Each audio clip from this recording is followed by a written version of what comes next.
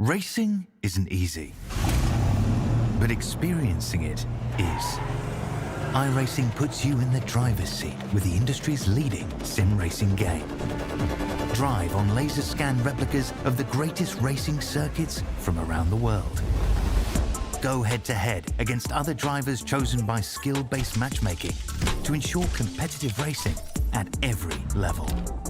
Compete across all your favorite series.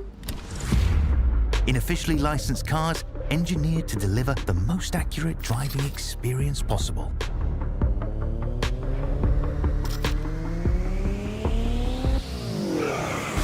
Join a race or host your own with players from across the globe. Race against the computer or in a league with friends.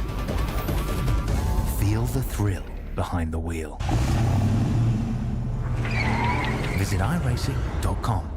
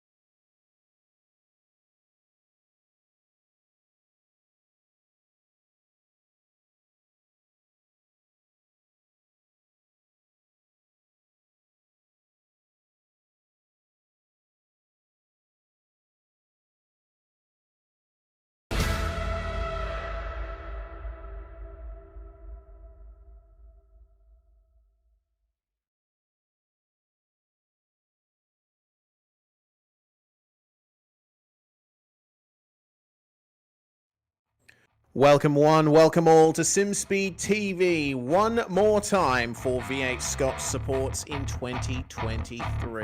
Night 2 here at Road America. We've got 3 categories racing tonight, and it will be the final build-up to the finale of V8SCOPS 2023 on Sunday. Of course, we have to get through the Grand Tour. We also have to get through the 2-litre Tourers and the V8s. Should be a very fun night of racing here, bringing it to you live on YouTube, Facebook, Kick, and Twitch. It's me, Reese Gardner, with Jay Kennedy alongside me in the comms box and making everything happen behind the scenes here on SimSpeed TV. Jay, Road America is obviously a track that we are intimately familiar with. It has hosted the final round of V8SCOPS for every season running, and it's a classic for a reason, isn't it? Plenty of straights, plenty of braking opportunities, slipstream is key, and should be some good racing here. Yeah, it's a fun track, isn't it? It's a great track. It's one that we've enjoyed bringing the final of V8SCOPS each and every year for, I think, 9 of the 10 seasons we've run. I think the first season we ran it as the Bathurst 1000. The Bathurst came out just before and the new cars came out before, and ever since I think we've been here all throughout. I'm 95% sure we've run every year since, so it's been a very, very iconic track in V8SCOPS for that reason. And it's one that we love. It's perfect for the Australian touring cars, and it's been very, very fun for supports. Last night, despite the small fields, we had some great racing and some great battles. Yeah, absolutely. It was certainly a fantastic night of racing last night, and we're looking forward to more with, as I said, plenty of overtaking opportunities around this place, particularly into Turn 1, Turn 5, Turn 12 at Canada, potentially even into the final corner at Turn 14. It'll be interesting to see how the various categories tackle this. Of course, we have the V8s to round off the night, but we start off with GT racing action in the Grand Tour. GT4 cars, and Sean Linsell is the championship leader by over 300 points over Matthew Pluck. With that said, I think we can already crown Linsell the champion. after some success at Jerez last round. And, well, out of the drivers that are in the server at the moment, it looks like Daniel Stevens might actually gain some good ground tonight. He is present and in 4th place. Linton Wills and Matthew Pluck are not in the server tonight, so we'll see how he goes. But also, got to keep an eye out for Taylor Oakes. He is going to definitely increase his advantage over Matthew Pignata in 5th spot. Aside from that, we are just looking to have a nice race to finish off the season. Yeah, fingers crossed it's as entertaining as the racing we saw last night, because that was very, very fun. Again, 25-minute races for both of our races. This one both requiring a pit stop, both also requiring a little bit of strategy to make sure that you come out in the right position. It's not as clear-cut as just driving and getting yourself out on track. You have to be a little bit smart about when you make that pit stop, because it does make or break your race. It does. We saw that in both the Flat 4s and Flat 6s last night. The decision by drivers to take left side tyres actually turned out to be the quicker option. We should wait and see whether or not the same goes for the GT4 class. And with qualifying all run and done, we are on the grid for race 1. And Sean Linsell has taken pole position, 8 tenths ahead of Brett O'Keefe, with Daniel Stevens starting in 3rd in his BMW. It looks like a pretty good day to be a BMW M4 driver. O'Keefe and Stevens in the Bavarian machines high up the field. Taylor Oakes starts in 4th alongside Stevens, and then we have Mark Noble in the Sol Porsche Cayman starting things off as the revs rise and we get ready for the standing start. And we are away. Very good getaway from Daniel Stevens. He's going to move alongside Sean Linsell as they make their way down to turn 1 for the first time. 25 minutes begins now, and Stevens actually classed in the lead by the time they get to turn 1. Linsell on the brakes a little early, so that's a very interesting start there. BMW's looking incredibly competitive, and we've barely seen them go from beyond anonymous all season. Great to see that we've got a bit of competition with them. Seen the BMWs be nowhere all season long, so great to see that. Great start for Stevens. Linsell trying his best to hold position. Brett O'Keefe looking like he might be able to get the move done here already into turn 5, and Taylor Oakes isn't out of this as well. Yeah, neither. That's fantastic to see. Stevens is pushing hard, isn't he? Bit wide on the exit of turn 5. That's going to give the chance to Linsell to get up the inside at turn 6. The Mercedes manages to get the move done on the BMW, and Stevens will not be able to fight that. Linsell can just cut straight across the front of him. Nice clear track all around for the Merc coming through turn 7. Love that throaty rumble of the Mercedes-AMG GT4. And the BMWs will certainly be fighting hard, won't they? The turbo 4-cylinder Symphony in 2nd and 3rd.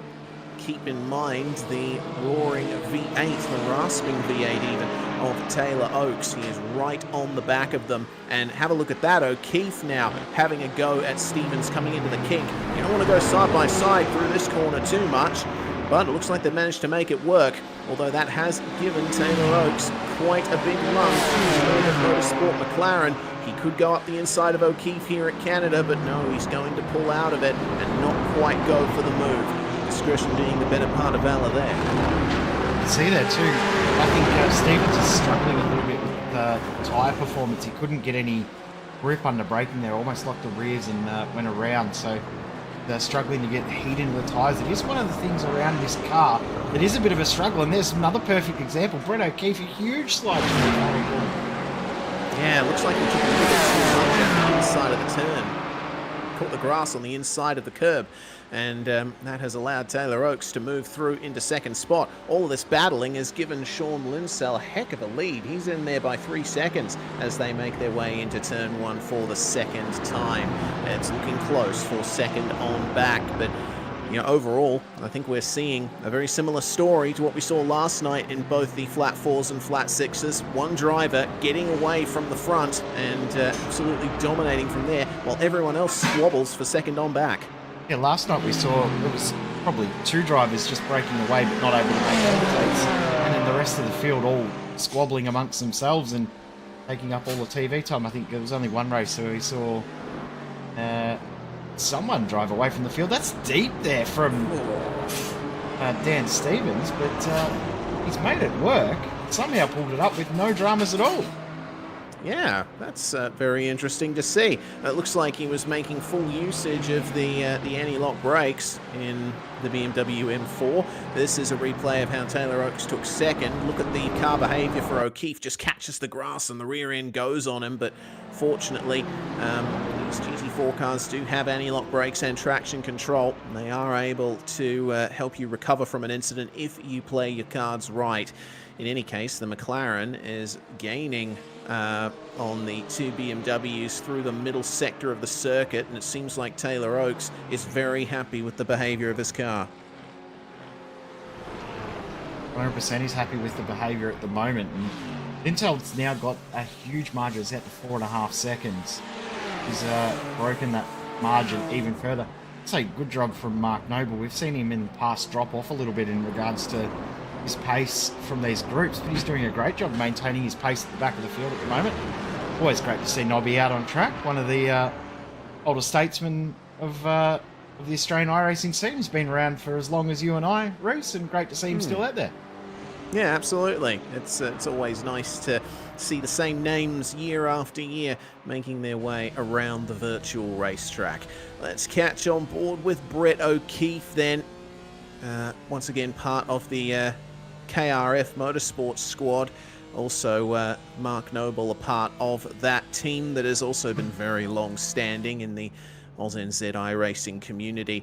It seems like Daniel Stevens has managed to stay within the slipstream of Taylor Oakes and get a slight advantage, and O'Keefe is pushing to try and keep up with them, but you don't want to get too many off-tracks here. There isn't a incident limit in these sessions, but still advisable to keep your wheels on the grey stuff. It's usually the fastest way around, isn't it? Usually. You can cut a little bit in some places to get a little bit of an advantage. Here comes Stevens again, having another look and lunge up the inside. And there's contact between both of them. Both around. Oh, that's massive. So Daniel Stevens thought he'd try it again. And unfortunately, the bump around. Excellent incident avoidance by O'Keefe. Noble slightly less lucky. He did lose a little bit of time. But, wow, that's certainly not what we'd like to see. And I think Dan Stevens will be quite apologetic for that. He is slowing down, I believe, to let Taylor Oakes by. But Oakes is going a bit slow himself. Not too sure what's going on there as we check out the aerial view of what happened. So Stevens, I mean, you could argue that he was going to go deep anyway. But I think Oakes still had a right to turn in for the corner there. Yeah. It's one of those most unfortunate situations where Stevens did make the corner, was going to make the apex, even if it was slightly late. Still was there, but you're right as well. Oakes has got the right to the corner. Was Stevens up far enough at the point of contact? It's one of those tough ones race control will no doubt be looking over. But as you said, the unfortunate side of that is Mark Noble. He was so close to avoiding the incident, just made contact only slightly. Yeah, that's a real shame. Well, here's the onboard here from Noble. Making their way into the corner. He did have to take avoiding action, but that's a fair bump. And I can tell you that Taylor Oakes has for sure got damage. He, I think Stevens... I think. Yeah, the rear suspension of that car on the left side is destroyed. And look at the amount of right hand down he's got. He cannot go any faster there. Stevens has also brought his car into the pits. Of course, there is that two-tyre compulsory pit stop, but if he's also seeing this as the time to self-penalise himself there. Dan races hard, but races very fair, so he'll be feeling heartbroken about that incident himself, let alone the fact that it has taken another car out with him. Yeah, real shame to see. But it does not warrant a safety car. both of the cars involved in the incident are able to make it back to the pits under their own power. Linsell completely unpressured at the front of this field. O'Keefe still running strong in the KRF BMW in second spot, and once again it was a very good avoidance from him. That incident between Stevens and Oakes managed to completely escape damage. 100%. He's moving on, as you said, in second. And one thing I've got to say, Reese, what is it with Orbit Motorsport drivers and messaging the YouTube chat while they're on track? We've seen it time and time again from Cameron Dance. Now Taylor Oakes is messaging the YouTube chat while he's in the race. So, not the news that we wanted to hear from Taylor, but very evident that there was a fair bit of damage to the car. So, fortunate, but no doubt he'll be back for the next race and see him back up there fighting with all of these guys once again. Only 15 minutes time for race 2. Linsell will continue on. He hasn't taken his pit stop yet. Only Stevens has cleared that compulsory pit stop. Yeah, that is the way of it, and I think with the complete absence of pressure on Sean Linsell at the moment, he's far and away the fastest car on track. We already saw that in qualifying, but O'Keefe cannot get within a second of his lap times. I think Sean Linsell has a very open way of approaching this race. He can pit pretty much any time he wants and not risk losing second spot unless he messes up his pit preferences, you know, puts fills the car up, fills the car up, puts 4 tires on instead of 2, stuff like that. So for him, it's just a case of cruising and managing the race to the end. But we could still see a race between the 2 KRF cars if O'Keefe makes a mistake. I mean, there's a chance that his luck has run out after that lucky save going through Stevens and Oakes. So Mark Noble could potentially fight his teammate for second spot somewhere down the road. But we'll have to wait and see. We've still got 15 minutes left of racing to decide. And Taylor's actually still messaging in the YouTube chat. He said he thought he'd given enough room on the inside. So, yeah, I think he's thought the same as us. Probably thought he may have had enough room and had room on the inside. And just both had come into that same little point of the track at the same time. Very, very unfortunate. I'm sure they're both going to review that in their heads time and time and time again. Haven't heard anything come from race control. So whether they decide to intervene or I think there's no point intervening considering Stevens did attempt to redress and the damage is just a bit unfortunate. Actually, I can confirm it is a 10-second penalty for Dan Stevens for that incident. Righto. Probably fair. Yeah, fair, but it's not going to do much for the result. Stevens is already all on his lonesome, running dead last in 4th. Oakes in the pits, and I would suspect not taking further part in this race. It'll probably take a while to fix that damage. Well, it's not going to buff out, is it? No, certainly not. It require a complete replacement of the rear left suspension. The amount of camber on his rear left wheel is pretty insane, all things considered. So even though it didn't look like a particularly heavy hit, in fact, it might well have been the hit from Noble that really broke the suspension on Oakes' car. Yeah, I think that's what's happened there. The hit where Noble hit that rear right segment of the, I can't really say hit the wheel, but he definitely hit that rear left corner of the car.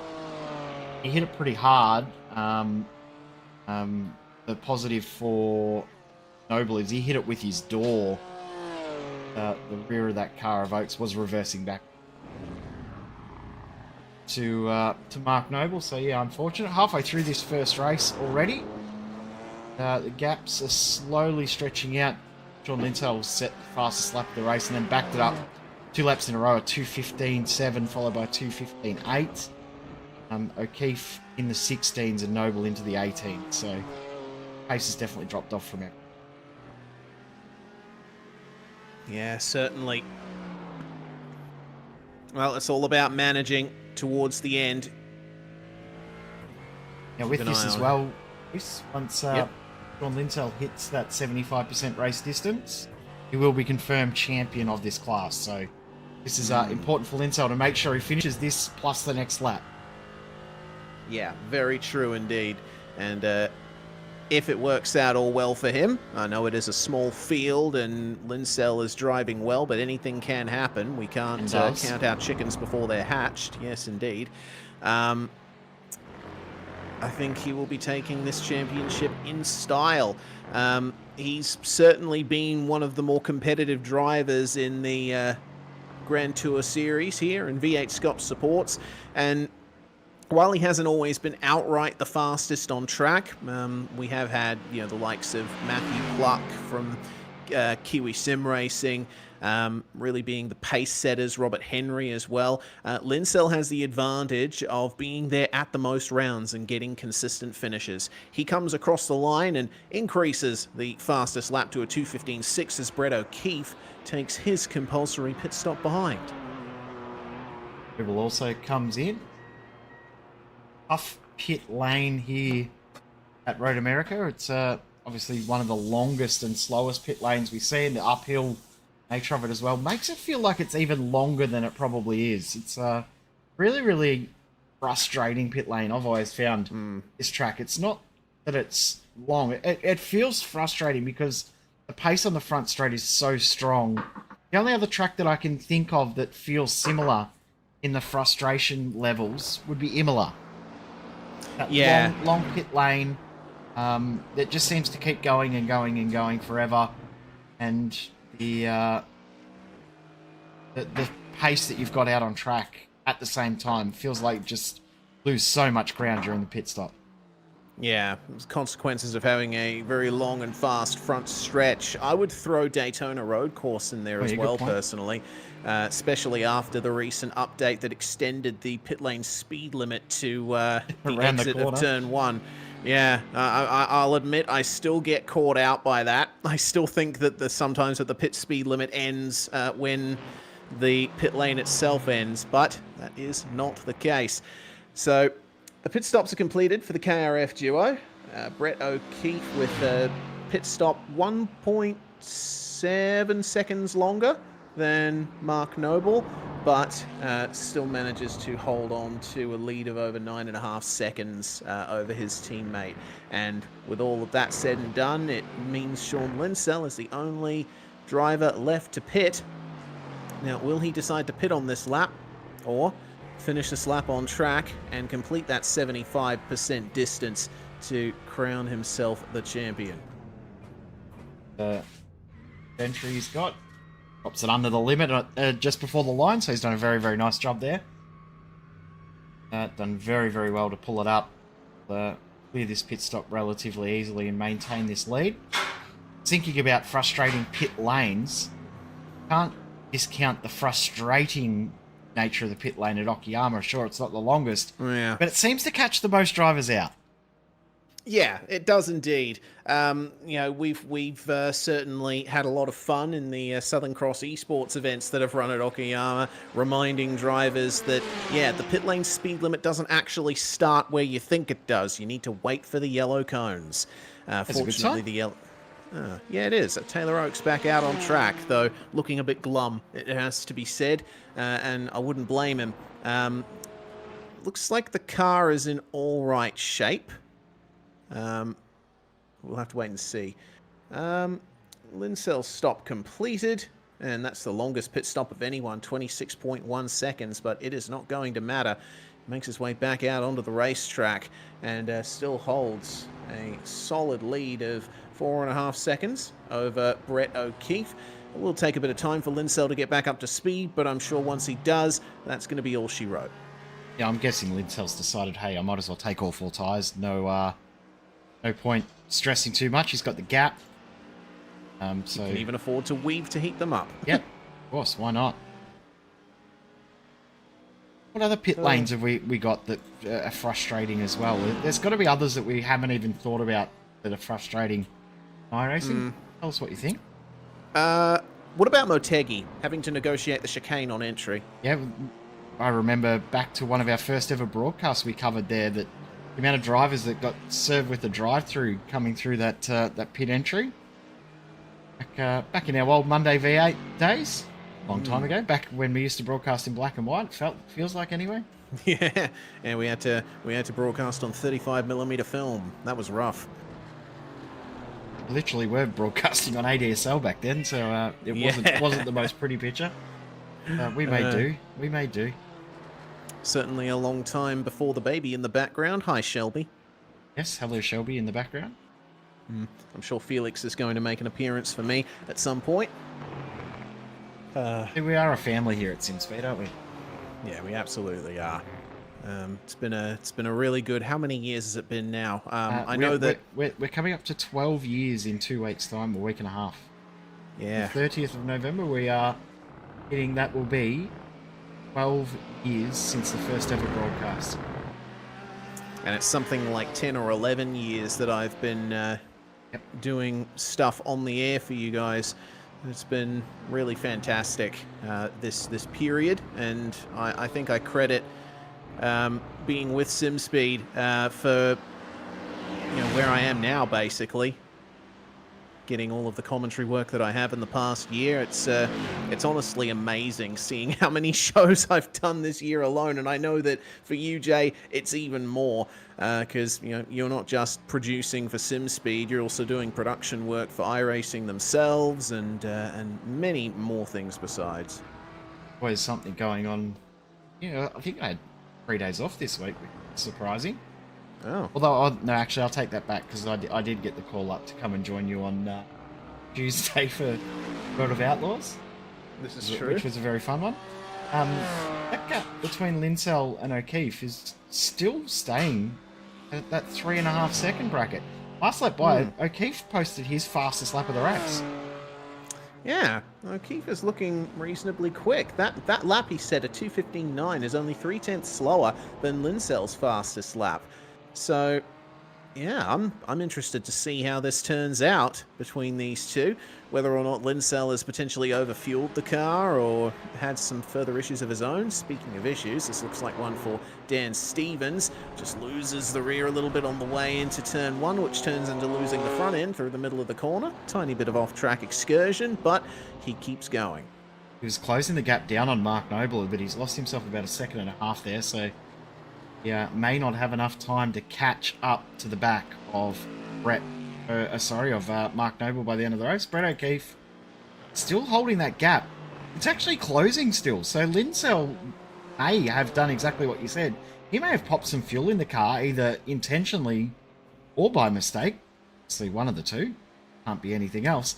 But the fact that O'Keefe is maintaining the gap and bringing it down, Linsell may be slightly concerned. Yeah, potentially. I mean, there's an infinite number of possibilities, reasons for this downturn of pace from Linsell in a relative sense. He could just be backing off and cruising to the end, or he could indeed be overweight at the moment. Too much fuel in the car. Maybe the tyres still need a bit of time to come back to temperature, because it does look like he changed all 4 of them. 2:16.2 for that lap for Linsell, and Noble, meanwhile, setting a 2:16.0, so that's another 0.2 taken out there. 2 laps to go, so it's only going to take one bad braking point for Linsell to feel pressure from behind from Brad O'Keefe, so it's not as smooth sailing here for Linsell as we may think for this race. Certainly not looking as easy as I expected, considering his stonking pace in qualifying. Well, regardless, he crossed the line with 3 minutes and change to go, which means that this is the second last lap of race 1. And I don't think, despite the gains that O'Keefe is making, I don't think it's going to be a huge threat for victory unless there's a big mistake from Linsell somewhere along the line. And I certainly know from the Grand Tour this season, it's very rare you see a mistake from Sean Linsell. Yeah, he's driven very tactical throughout the whole season. He's put himself... Oh, that's a mistake, though, from Brett O'Keefe. That will end any discussion around whether he will be able to close that gap down. Linsell may not have driven absolutely picture perfect all season, but he's got himself out of situations could cost him the championship. He's let drivers battle away, drop back and let them go and watch them fight, and more times than not, gain you back positions later on down the line anyway. Yeah. And I think in a year-long championship like this one, and especially since it is a GT championship, you know, these are only sprint races that they're running, but there is still an endurance aspect to them. You've got to drive within your limits and make sure that others make the mistakes where you don't. Speaking of, that was a bit of an off-track excursion there for O'Keefe just then. Again, seems like the BMWs are having some issues keeping the rear end in check. But the white flag is waving for Sean Linsell. And the gap, well, you have to wait a long time to see Brett O'Keefe pop up over the crest of the hill. That's going to be back out to 8 seconds, the gap for the lead, with only 1 lap to go. Yeah, and Linsell just posted what would have been the fastest lap of the race. He did take a sneaky off-track cut-track penalty there, but does now have another lap in that mid 2-minute 15 bracket. They just got we're going to have another co-commentator come and join us as well, Reese. So my tired, weary voice can get rested. I'm feeling a bit under the weather. I've had a very entertaining game of cricket this morning, and now feeling absolutely horrible afterwards. So Scott Rankin's going to come and jump in and join you very, very soon, which... Excellent. I've got some breaking news that we can announce once Scott gets here. Oh, very nice. That sounds rather good. Can't wait to hear what it's about. I'm feeling a bit weary myself today. My partner Rosie has come over and we did a 5K walk this morning in a local park, which certainly it's upped my alertness, but physically I'm feeling a bit bleh. So hopefully I can last towards the end of this broadcast. Shouldn't be too much trouble though, especially considering 2-litre Tourers provides fantastic action, and we always know that the V8s are going to put on a show as well. Yeah, the three of the most entertaining classes we have in the service. So it's going to be a very, very fun night. 2-litre Tourers PCR class is always very, very fun. And if you haven't seen already, we're on Wednesday nights now. But Southern Cross has decided to switch over to the Elantra, and Reese, you've jumped out of the booth as quick as you could. Jump in and doing comms on that one. Comes Linsell though. Finish the race off. Absolutely, and with that, he puts himself once again crown half on his head for the Grand Tour title for 2023. Brett O'Keefe, great drive to finish in second spot. And Mark Noble, after starting last, taking advantage of the incident between Daniel Stevens and Taylor Oakes to close out the podium in his Porsche Cayman. Very nice drive from both of the KRF boys tonight. Yeah, well done, Nobby, picking up a podium. Pretty happy with that. Actually, too, he would have had a little bit of damage from that incident as well, so the car wouldn't have been 100% perfect to drive, but punches out his fastest lap of the race on the last lap. Stevens crosses the line in fourth. As we said before, 10-second penalty still hanging over his head. So that won't affect the position. Taylor Oakes, great to see that he's actually been able to finish the race. That's what we want to see. Love seeing guys and girls be able to finish the race, even with damage, even if their car's not up to scratch, still getting back out there and finishing the race off. That's what this series is all about. Yeah, indeed. Just a few more corners to go for the McLaren, and like he said in the YouTube chat, he has cleared the CPS thanks to that long stop for damage, and he will come away with a finish and points on the board, which is certainly the best you can hope for considering what happened to him earlier. So, run out of the final turn, past pit entry and to the line, and that means that though 3 laps down, Taylor Oakes does complete what I believe to be the minimum 75% distance for the race. And we can run through our results. Linsell taking victory by 8.8 seconds over Brett O'Keefe, with Mark Noble completing the podium. Dan Stevens not too far behind Noble and making a good recovery, with Taylor Oakes also finishing the race 3 laps down. Henry King, of course, is in race control. He is going to remain in the pits for the next race here, Jay. So, all things considered, the top 2 not out of position from qualifying, and well, I'd be interested to see if Mark Noble will be able to hold on to that 3rd position in the second race. I hope for his sake he can, because yeah, he did drive very, very well there. He very, very consistent. Maintained his pace. His pace over the entirety of the race was very consistent. Really get himself in any drama. So fingers crossed he can continue on. Would have learnt a lot from that race as well, especially when he was checking the timing and seeing that Dan Stevens was closing that gap down rather quickly. So fingers crossed for him, he can keep it, but we'll get into the next race, remembering that they will start where they finished in that one. Yeah, it is a progressive grid for race 2 tonight, as opposed to the reverse grid for second races that we saw last night in the flat fours and flat sixes. So Linsell starts on pole with O'Keefe alongside him, and then we have Stevens and Oakes matching up once more on the second row of the grid. It's Noble and Stevens on the second row of the grid. My results were flipped in sim. Taylor Oakes starting 5th and last, but we saw that Oakes was very pacey in race 1, so I'm expecting big things from him here, as long as he can stay out of trouble.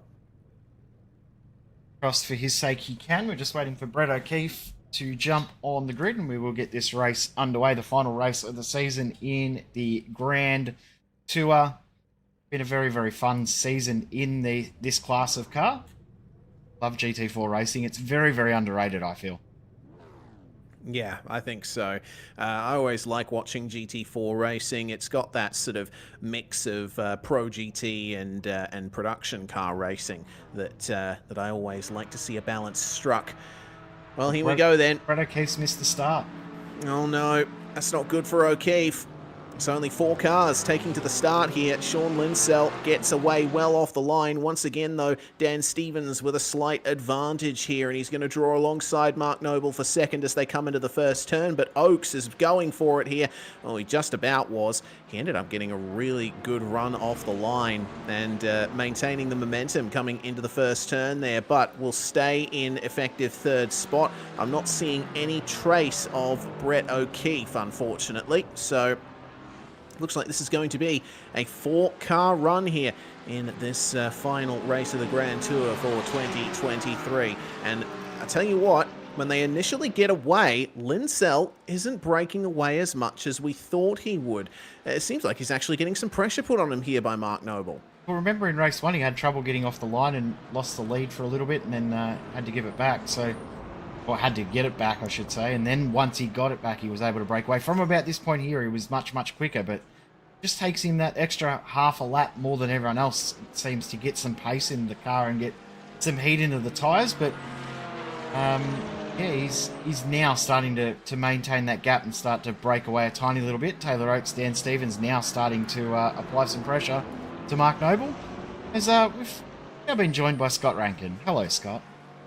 Hey guys, yeah, I was hoping to be in probably 5 minutes earlier. Unfortunately, an accident was laid next to my chair, about 10 centimeters from being placed in the litter box by my favourite youngest child. That's a shame, but regardless, it's good to have you on board for the rest of the night. And we look like we're having an excellent race for second here on board with Taylor Oakes as he chases down Mark Noble for that second spot on the podium. And remember, Dan Stevens is right there too. He and Oakes had a fantastic battle in the previous race, and it is going to continue from here. And there's nothing in between these guys as well, which is really, really important to see. You know, the GT4 format globally is on the rise, and indeed it's actually going to be, there was talk of potentially 2 GT4 categories in Australia next year. Well, that's all been announced, and there's actually going to be endurance racing with this car class next year in Australia, which is big to note. Absolutely, that's massive. Really awesome to hear that. Here comes Taylor Oakes though, going for the move on Mark Noble, taking advantage of the slipstream down the start-finish straight, and is past him by the time they get to the braking zone for turn 1. Noble piling on the pressure on the way into the corner, though, and that brings Stevens right into it as well. Yeah, this just really allows Linsell to stretch a clean pair of heels out in front at the moment. But you know, it's important. Get by for that McLaren really quick in a straight line as well. Watch the straight line speed. But that Porsche, it's the middle sectors of the lap. He looks like he's struggling with the tyres. He's not getting the drive off the corners he's chasing for. Perhaps there might be a touch more downforce on this Porsche as well. Yeah, potentially. Looks like some very good straight line speed advantage from Dan Stevens as he gets past Noble into turn 5, and he is well and truly through. And unfortunately, it looks like Brett O'Keefe is well and truly done for the night. After capping off his season with a second place finish, he is disconnected from the server. I'm not too sure what the reasoning is behind that, but it's a shame that we won't see any more of Brett here tonight. Regardless, we're going to still have a good race on our hands here if Stevens can catch up to Oaks. That he got that move done on Mark Noble and now starts to stretch the clean pair of heels. I love the shape of the McLaren. I love listening to the sound of that McLaren as well. Of all the cars in the category, definitely my favorite. The real world version, they got it. They got the sound just about spot on, actually. Yeah, it's an awesome car, the McLaren. Really like seeing it out there. And I like GT4 racing in general just because of the variety of cars that we see in it, you know. Particularly the BMW sticks out like a sore thumb among the other GT4 entrants. You know, it's front-engined like the Mercedes, but it's a lot taller. So, you know, you can definitely tell when someone's in a BMW, they stand above everyone else, as it were. Well, there was an interesting conversation I actually had with a couple of people racing a V8 Supercar series just recently, and one of the reasons they actually opt for the Commodore over the Mustang in iRacing is actually the size of the car and the vision blocking it gives. The Ford sits a little bit lower, the chassis itself is a little bit smaller, so you can actually see around it a lot more. It's a lot more difficult to see around the Commodore. It could be the same with the BMW as choice, but then again, you know, there's a lot more car characteristic differences from the cars as well. Yeah, indeed. Massive variety of machinery here. The Mercedes and the BMW front-engined, rear-wheel drive. The McLaren mid-engined, as well as the Porsche Cayman. And all of them based off production chassis as well, though, you know, with a few obvious changes to make them suitable for racing. Still far and away from the near prototypes that GT3s have become. Yeah, with all that, particularly the underfloor stuff. By the way, the McLaren, you just walk in, McLaren dealership. If you got the dosh for it, you can walk in, buy one, walk out, attach some radio equipment, get a fire extinguisher in it, and that car is ready to go. That's how close to the production cars they actually are. That's basically all you got to do is just make sure you tick off the specific track and series requirements in real world, pay your entry fees, and that's a race-ready car off the showroom floor, which is really, really cool to see.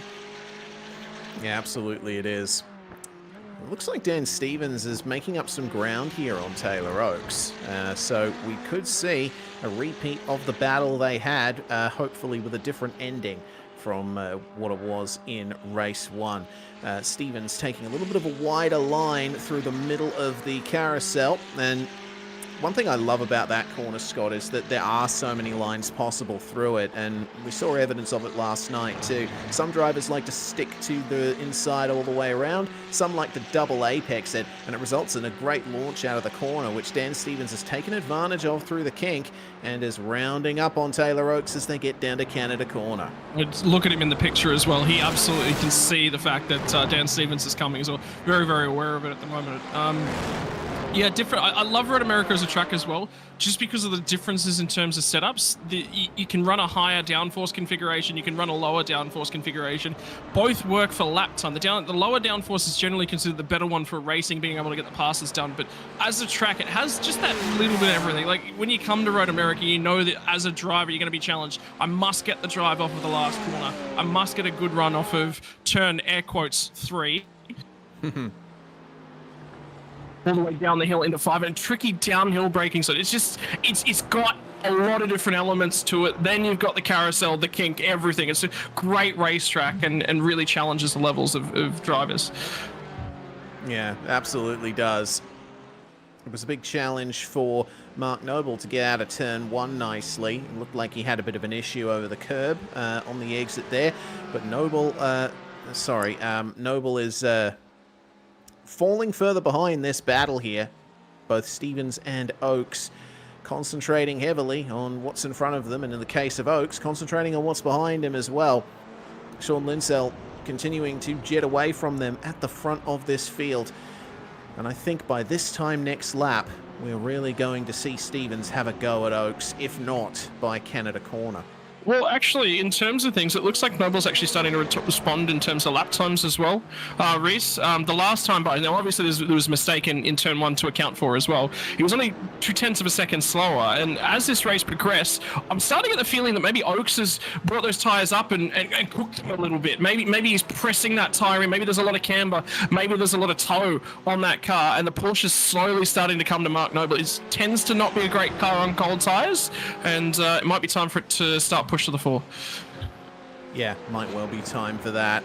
Have a look at them through the kink. It seems like Oaks a little bit more committed than Stevens is, and Noble himself going off track in the background there. It seems like Stevens, he's just not able to keep up with the McLaren on the straights, is he? That thing slices through the air a lot better than the BMW M4, but when they actually get to corners, it looks like Stevens is able to get the power down beautifully. You saw how much he gained there on the entry and exit of Canada. Let's see what he can do on the exit of the final turn as well. Well, the power of the McLaren comes to the fore there, but Stevens is, I was about to say he's close enough to take advantage of the slipstream, but he's decided to jump into the pits for his compulsory pit stop. We shall have to see how things go.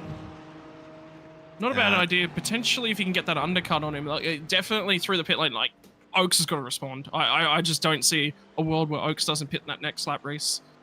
Yeah, he'll have to respond.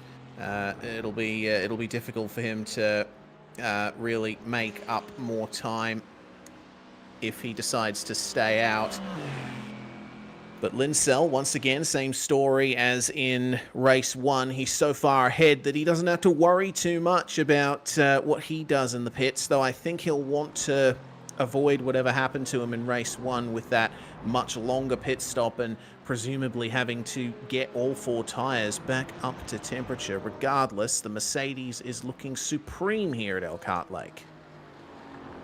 It tends to be that popular car as well. And in terms of things, I mean, how many people ride around Australia do you sit down and you say, well, what's your car of choice for a GT3 or a GT4 field, just based upon car itself, not the performance characteristics? A lot of drivers will sit down and say the Mercedes, and the reason for it is that AMG engine. It's just got that such glorious growl. It really captivates its audience and really grabs them, whereas the McLaren's, after that sleek, stylish look, the McLaren stylings that a lot of people maybe not necessarily as accessible, they're a lot rarer. And then you've got Porsche, the Stalwart, the what do they call them, the Stuttgart specials, is that the one that yeah, you know, everyone's got their. It was really interesting. I was actually watching some videos coming out of, I think it was the 75th anniversary of Porsche from Laguna Seca the other day. It's just Porsche's owner club. They're so emphatic about their cars, and there's just a real love of automobiles, and in particular Porsches within America, right around the world, and just being part of that Porsche's owner club is just such a huge thing. So they've all got their attributes, but Mercedes for engine note, just a big popular car. Yeah, indeed. And if I can extrapolate on that and bring car characteristics into the conversation, as Oaks does indeed go for the pit lane. If I'm not mistaken, Noble is staying out for a couple more laps at least. It'd be interesting to see this matchup between Oaks and Stevens in the pit lane. 15.6 second stop for Stevens with a 46.7 second lane time. The Mercedes, with its naturally aspirated V8, one thing I've noticed when driving the GT4 cars is the Mercedes feels like it has a lot more torque, especially lower down. Meanwhile, the McLaren's V8, it has a turbocharger on it, so you have to keep the revs high. And the same is true for the BMW M4, though it has a 4-cylinder with a turbo attached. It's awesome to see the performance characteristics of the cars, despite being so different, result in a balance of performance that is so equal. The fact that these cars can battle as they do Here we go indeed. Taylor Oakes making his way out of the pit lane. Stevens has the momentum coming down to turn 1. They're going to be side by side on the way into the braking zone, and Stevens has to go wide through turn 1. Does he have enough to take the second place overall from here? Oakes still has the inside for turn 3. But Stevens, with a much more aggressive turn in, his tyres are back up to temperature, and he takes the position. Yeah, good drive, good setting up, and good bravery from both drivers. Good respect as well around the outside shown to Dan Stevens. Great move, had to go for the undercut, got it done aggressively. The next problem now for Taylor Oakes is that Noble was starting to catch him. So whether or not that's viable for Mark Noble, whether or not Noble can respond now, and what is a critical factor of the race, he's got lower fuel on board for this next segment of the race. So every opportunity that he can use that to gain some lap time, potentially tag onto the rear bumper of Taylor Oakes. Indeed.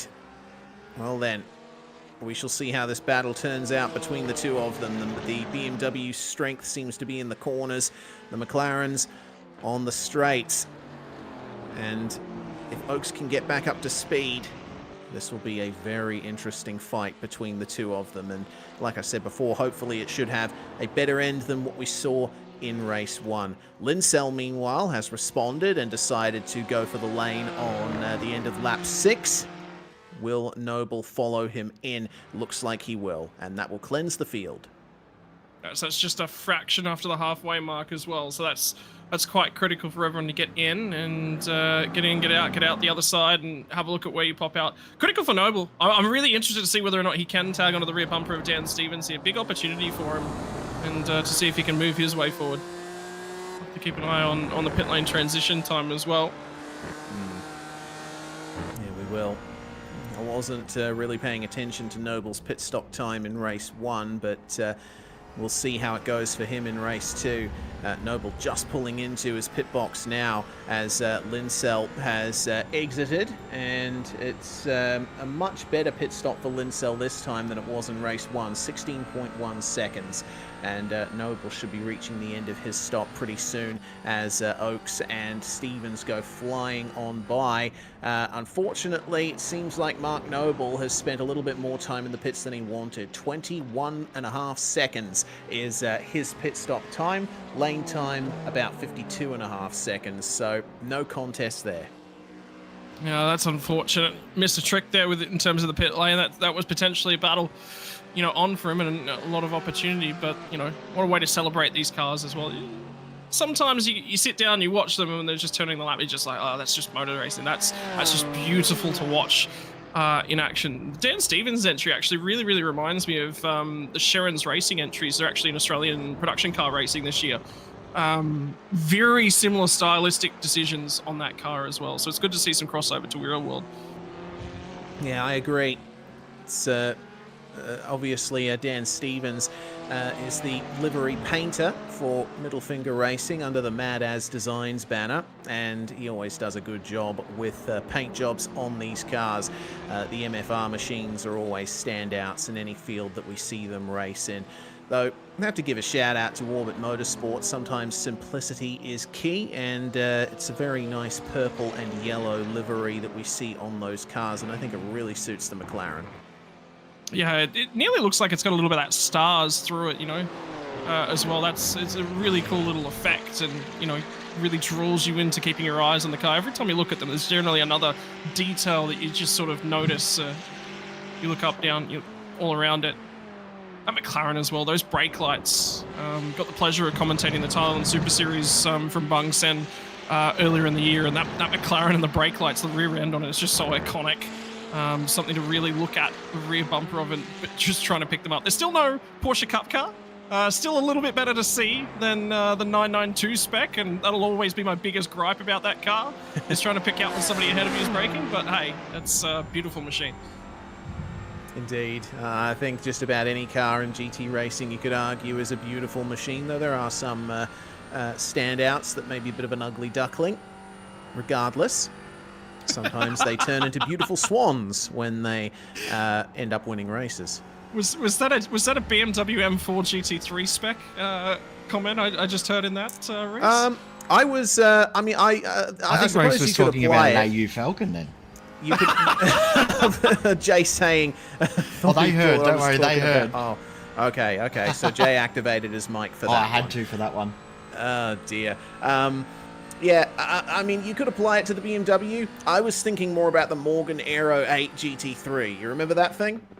No, I don't. Okay, well, yeah. Avert your eyes then. I never spoke of it. Just, yeah, don't sully yourself.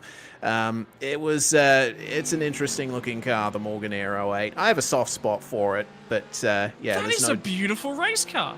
Is it? I think that's beautiful. It's unique. You just Googled it? I did, yeah. It's very unique, and much like the Bentley, like it takes a specific eye to enjoy it. But again, if you're an enjoyer of high-end race cars, that is a specific look. It's not a look that is. It's a look that's definitely not for everyone. But that is a great look on a race car. All right, fair enough. All right. Conversation went a little bit differently than I was expecting, but hey, all good. All of that said, yeah, I do like the Morgan Aero 8. I have a soft spot for any Morgan because they have the courage to stick with sort of old-timey styling in this modern swoopy line era of cars in general. Is that doesn't happen to be the car that's got all the wooden interior as well, is it? Yeah, I believe it does. Yeah. Yes. Yeah. Morgan's a very standout manufacturer in that they still stick to the old ways. Unique is best sometimes, you know. Absolutely. You know, I tell you what, what's a great series that I'd absolutely love to see more of? It's the little Caterhams. Those little kit cars. They're just beautiful to watch. I've been investing some time in enjoying watching Caterham Academy racing out of the UK lately, particularly on some of the tracks that aren't as well known. That's always good fun, as well as the Aussie racing cars. The footage from Shane Van Gisbergen's weekend over in New Zealand recently in the Aussie racing cars season finale, that was good footage. So. Yeah, indeed.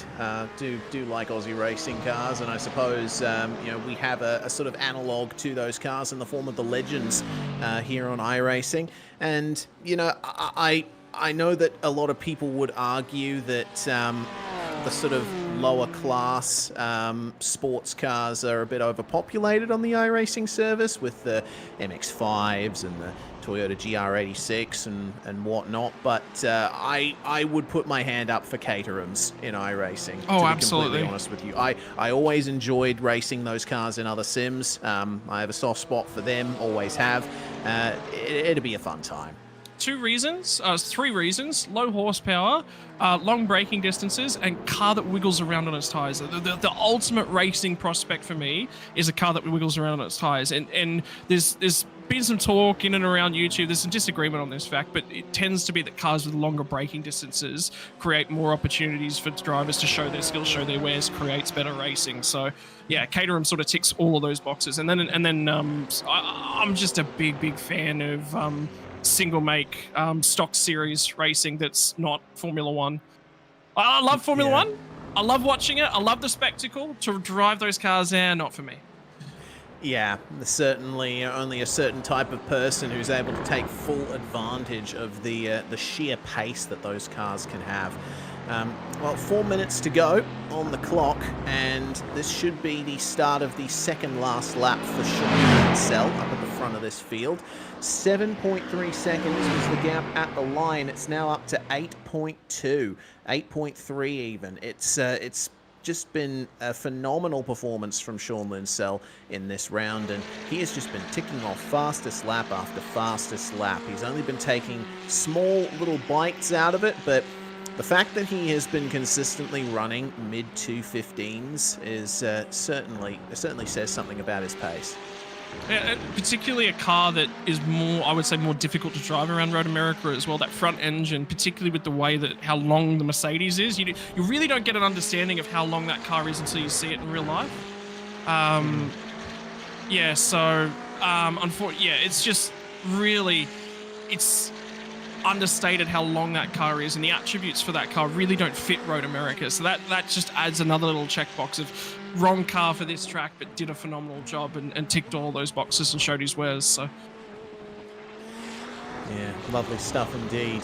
Well, the battle seems to be increasing here between Dan Stevens and Taylor Oakes. Taylor starting to draw up to the back of Stevens again. He's been sitting behind him for a while, and the pace has been steadily increasing. Stevens ran a 2:16.479 on the last lap. Compare that to a 2:16.183 for Taylor Oakes. Could still be something in it here for the McLaren if he can get his corner exits right and take advantage of the slipstream. They still have 1 and I'd say a third of a lap to go. I'm listening to the sound coming out of the exhaust of that car at the moment, going around the carousel. He was actually had a few goes at the throttle then. It was sort of a pick it up. It was too much. The car started to understeer. Had to let. Whoa! All right. Okay, settle down, sir. Settle down. We know it's on, and we know it's on for young and old. But he had 3 or 4 goes at the throttle pedal coming around the carousel. That's what unsettled the car, and he didn't really get the drive off. Build it, balance it, and it's something we talk about quite a lot in terms of oval racing, NASCAR truck racing. Build it, balance it, and then build through that 70-80%. That sort of spot in the rev range, in particular the NASCAR truck series, is quite conducive to how you drive the car and getting the most out of it. And I think he's getting too into the battle and potentially the dirty air, and it's costing him. Yeah, and with that gap at the final lap, I don't know if he's going to be able to make it up. Linsell, meanwhile, not immune to minor mistakes here. Just a little dip into the grass on the exit of the final curb. But he's far enough ahead that he doesn't need to worry about it. Stevens might have to start worrying, though. He just ran a bit wide there in turn 1. And so Taylor Oakes will have seen that and will be taking a little bit of an advantage here. What's the exit like from turn 3? Both of them looking very clean, but Oakes looking a little straighter on the exit. Yeah, I'd tell you what, he took another 10th out of him on that exit as well. It was off of the final turn. Took 2/10 of him off the final turn all the way to the start-finish line. Took another 2/10 out of him in turn 1. This isn't done yet. I think if he can get off Canada Corner, sorry, not Canada Corner, the carousel on the run down to the Canada Corner, well, there still might be a shot here. Yeah, might very well be. Let's see what it's like through turn 6. This is one of the most difficult corners on the circuit. You go up over a crest, the car goes light. It's very easy to understeer through there. And even if you do get the front end in, it's difficult to pick the line through the corner. Seems like both of them got it down nicely. This is the turn here where I've seen Oakes go a little bit too deep. This time he makes up a ton of time. Look at that. He was pushing hard through there. He actually gained quite a bit. Yeah, he did, and that was really difficult to do because the front suspension was not settled on that car. It was bouncing all over the place. He's actually done quite well. The exit's better here. Stevens was wide. Stevens got very wide in the mid-corner. This is on. It absolutely is. Through the kink then. This is where Oakes made his mistake on the previous lap. He keeps it within the track limits there. Nicely done. Could still be on in the final couple of corners. Stevens is going to have to drive the wheels off this BMW if he wants to maintain this position here. Still under threat from Oakes, who goes a little deep into Canada Corner, makes up more time in the braking zone. Meanwhile, out of the final corner comes Sean Linsell. And it has been a magnificent season from the Evolution Racing Team driver, crossing the line, winning both races, emphatically taking the championship win in the Grand Tour category in V8SCOPS supports. Beautiful stuff. And it looks like Dan Stevens is going to just hold off Taylor Oakes for second place on the road. Lovely stuff from both of those guys there. That's the battle that we wanted to see.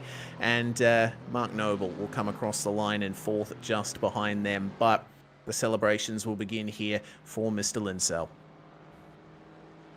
Yeah, and there's a lot of congratulations just being passed back and forth as well between everyone. I think Tyler Oakes and Dan Stevens actually just said, great job, guys. That was really, really good battling as well. So they enjoyed it emphatically. And lots of thank yous all around. Sportsmanship of the highest order. Yeah, indeed. Well, these cars have traction control, so it's not easy to do donuts, but Linsell's going to do it anyway. Yeah, just toggle the traction control off for a few moments. And that is the season capped off for the 554. Evolution Racing Team Sean Linsell winning the round with wins in both races and pole position for race 1. Dan Stevens comes home 10.5 seconds behind with Taylor Oakes pressuring him to the very end. Mark Noble, the fourth and last finisher of the race. Unfortunately, we didn't see BJ O'Keefe take the start for race 2, though it would have been interesting to see him try and maintain his form from the second place finish in the first race. Well, with all of that said and done, we can go to a couple of driver interviews here. It looks like Taylor Oakes has jumped into the booth here. Taylor, mixed night for you. Unfortunately, race 1 didn't go your way, but you backed it up in race 2 with a stellar drive and battling with Daniel Stevens all the way. Yeah, race 1 was just a little bit unfortunate. If it was a 2mm one way or 2mm the other way, it probably would have been through there side by side, but Dan never really does anything malicious or with any intent if it's like that, so I got no hard feelings towards him for that one. Yeah, absolutely. Well, capping off your season with a podium in the second race here. What are your thoughts on the season overall? Anything that stood out for you? Probably just should have turned up to a few more races, but with the way work was and doing 14-hour days at work on Monday to Friday, it makes it a little bit tiring when I'm also in the New Zealand time zone. Makes it a little bit tiring when your last race sometimes finishes at 1 o'clock in the morning. Yeah, of course. Oh, well, regardless, some successes this season from you, Taylor, and a podium to cap it off. Who do you have to thank for it? Just thank the boys at Orbit. A couple of the boys at KSR have helped out throughout the season as well, and just big ups to I Am Hope. I think with my Porsche points, managed to raise 10 sessions of funding for people under 25 who need the help. Awesome stuff. Thanks very much for joining us, Taylor, and hopefully we get a chance to chat to you next year. No worries, thank you. Taylor Oakes there, getting a podium in the final race of the season. We're going to step aside briefly here on SimSpeed TV, and if Sean Linsell shows up, we will have a chat to him about his championship win. Stay with us. Next up is 2-litre Tourers in the V8SCOPS supports at Road America. Racing isn't easy, but experiencing it is. iRacing puts you in the driver's seat with the industry's leading sim racing game. Drive on laser scan replicas of the greatest racing circuits from around the world. Go head-to-head against other drivers chosen by skill-based matchmaking to ensure competitive racing at every level. Compete across all your favorite series. In officially licensed cars, engineered to deliver the most accurate driving experience possible.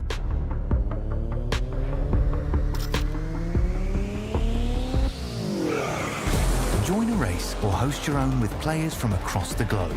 Race against the computer or in a league with friends. Feel the thrill behind the wheel. Visit iRacing.com.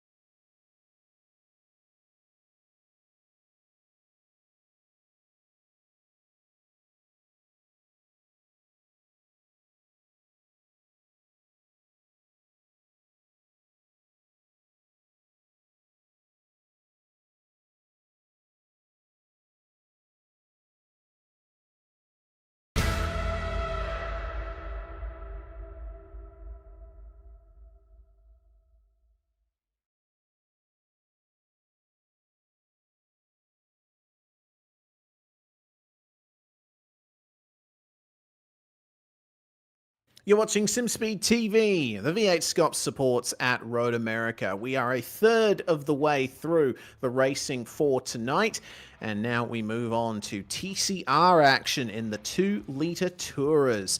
Once again, Reese Gardner here with Scott Rankin alongside me in the comms box, Jay Kennedy on production. And, well, for the time being, Scott, it looks like it is all going the way of Damon Mulqueen in this category. He has been far and away one of the dominant drivers of this championship, and having said that, that makes that championship gap to Tyson Hanma look mighty small. Unfortunately, Hanma not in the session tonight, so I'm expecting this is going to be a walk for Mulqueen here. Yeah, but Brady Baldwin is and can quite easily nick that second spot away from Tyson Hanma, unfortunately. Something obviously up for Tyson this evening, not able to make attendance, but Damon is just ridiculously quick in these things. Had the opportunity to actually see him in action in another series I was personally racing in just recently, and the first guy I went to in the field just to look at lines, look at what I was doing wrong, what I could be doing differently, and there's a reason for that. The guy just drives the wheels off the thing, and I'm actually just spectating him in qualifying at the moment. Gets the rear end to slide around, which is not easy to do in a TCR. That's what it's all about. It's about making sure that you're not overcooking those front tires. You've got to approach these cars in a completely different manner than you do anything else. Yeah, for sure. It's going to be interesting to see where drivers like Simon Gorowski stack up as well. Gorowski currently third in qualifying. This is the format once again, same as per usual for this weekend. 2 25-minute races with a compulsory pit stop in both races for at least 2 tires. And these being TCRs, you would expect that they are only going to change the fronts because, of course, these things are front engine, front wheel drive. And those front tires go through it, even around a track like this that's mostly straight lines. Yeah, it's interesting. I don't necessarily think that it's an out-and-out slam dunk on front tires sometimes, Reese, with these things.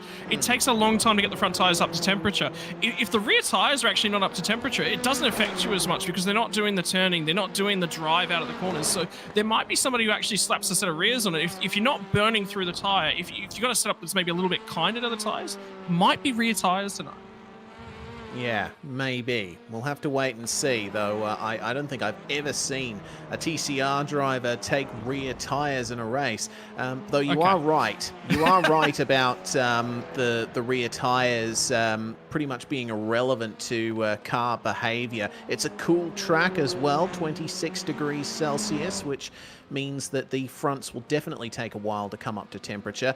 But yeah, the rear tires, they're basically there to just make sure that the car is going straight, and if anything, you kind of want the rear tires to have less grip than the fronts, because these things are understeer machines.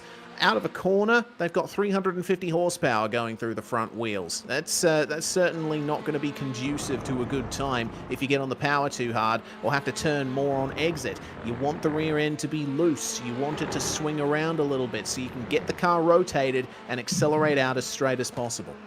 Look, I mean, yeah, it's the best way to describe it a little bit is it's like riding a motocross bike, particularly on cold tires. There's the first taste of these things I really got was in a series running fixed setups, and for the first sort of 4 laps, he was struggling the rear wasn't quite happy. On lap 4, it became okay. It was sort of happy, but it was like you were braking the car and trying to lock up the rear tires a little bit to get the thing to pitch in. Open setups change that up a little bit. You've obviously got a little bit more difference in a way that you can approach the car, the dynamic of the car, how you set the suspension up, so you can get a little bit more rotation. So there is, differences in the way that you can approach everything. But yeah, like riding a motocross bike, it's an interesting feeling. Certainly is. There's going to be plenty of interesting feelings going to the grid for this one. It's going to be headed up by Damon Mulqueen and Brady Baldwin, the synergy duo, once again at the top of the field. Simon Gorowski in the 326, starting alongside Isaac Edwards in the Race on Oz Hyundai Elantra. Then we have Garen Batten in the only Audi RS3 in the field, starting alongside Simon Mazzomo to round out the 6 cars taking to the start here. It's early Gran Turismo vibes with this one, only 6 cars on the grid, but it should be an interesting one. It's dominated by the Hyundai Elantra, and that has been the favorite of the TCR category for its long wheelbase and its general good pace here, but could see the Audi making a good case for itself here as well, particularly off the line. The Audi has a Volkswagen DSG gearbox, which means the shifts are seamless. Yeah, really big pace, particularly a circuit with a little bit longer corners. Generally, you want to.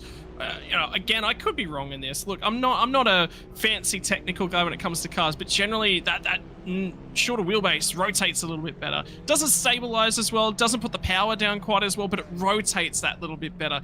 The Audi tends to struggle with curbs. It doesn't like riding the curbs. The suspension, it just doesn't like it whatsoever. So when you go to a track where there's a lot of curbs, it'll definitely struggle. What does Road America have a lack of? High, bouncy curbs. It could be on tonight. Certainly could. It'll be a lovely piece of TCR action to round out the 2-litre Tourers season. And I'll also be interested to see how Gorowski does in the Honda Civic too. That's another car that doesn't seem to like bumps, much like the Audi does. So good on him for putting it into 3rd place. Can they face up against the might of the Hyundai Elantras that take up 4 of the 6 grid spots here? Timer hits 0.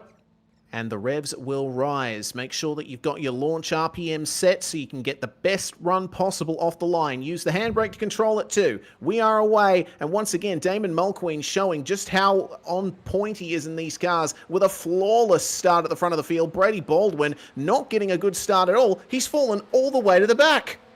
Yeah, that's going to be a big issue for him as he tries to settle it down into things. Simon Gorowski got a reasonable getaway, but it's going to be, I think, Batten and Gorowski that fight it out down through 1. It was Batten that comes out the other side. It's a good launch by Batten in the Audi. He said it was going to be quick. It did get that launch it was after. Absolutely it did.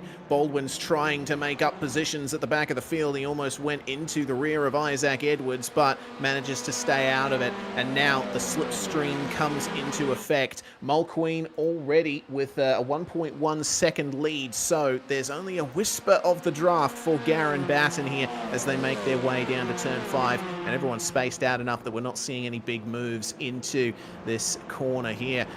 But out of the turn, looks like all of them having a bit of an issue getting the front end to work with them. The tyres still very much not up to temperature. Yeah, it's going to take that 2 to 3 laps, potentially, even a little bit longer. It depends what sort of setup you've gone for. If you're looking after the tyre a little bit, Road America, lots of long flowing corners. It is a track that can lend itself to a lot of tyre burn. There could be some drivers that went a little bit more defensive on that tyre in terms of their camber and toe settings. Wrong one. But yeah, it's getting it through here. This will be the tricky spot on lap 1 and 2.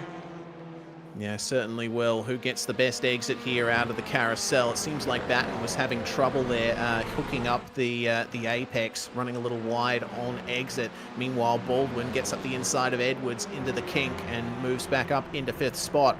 And one of the things that I've noticed over a long time racing TCRs, and you probably noticed this too, Scott, is that while these things are so much fun to race, actually passing someone is quite difficult. Incredibly difficult. Incredibly difficult.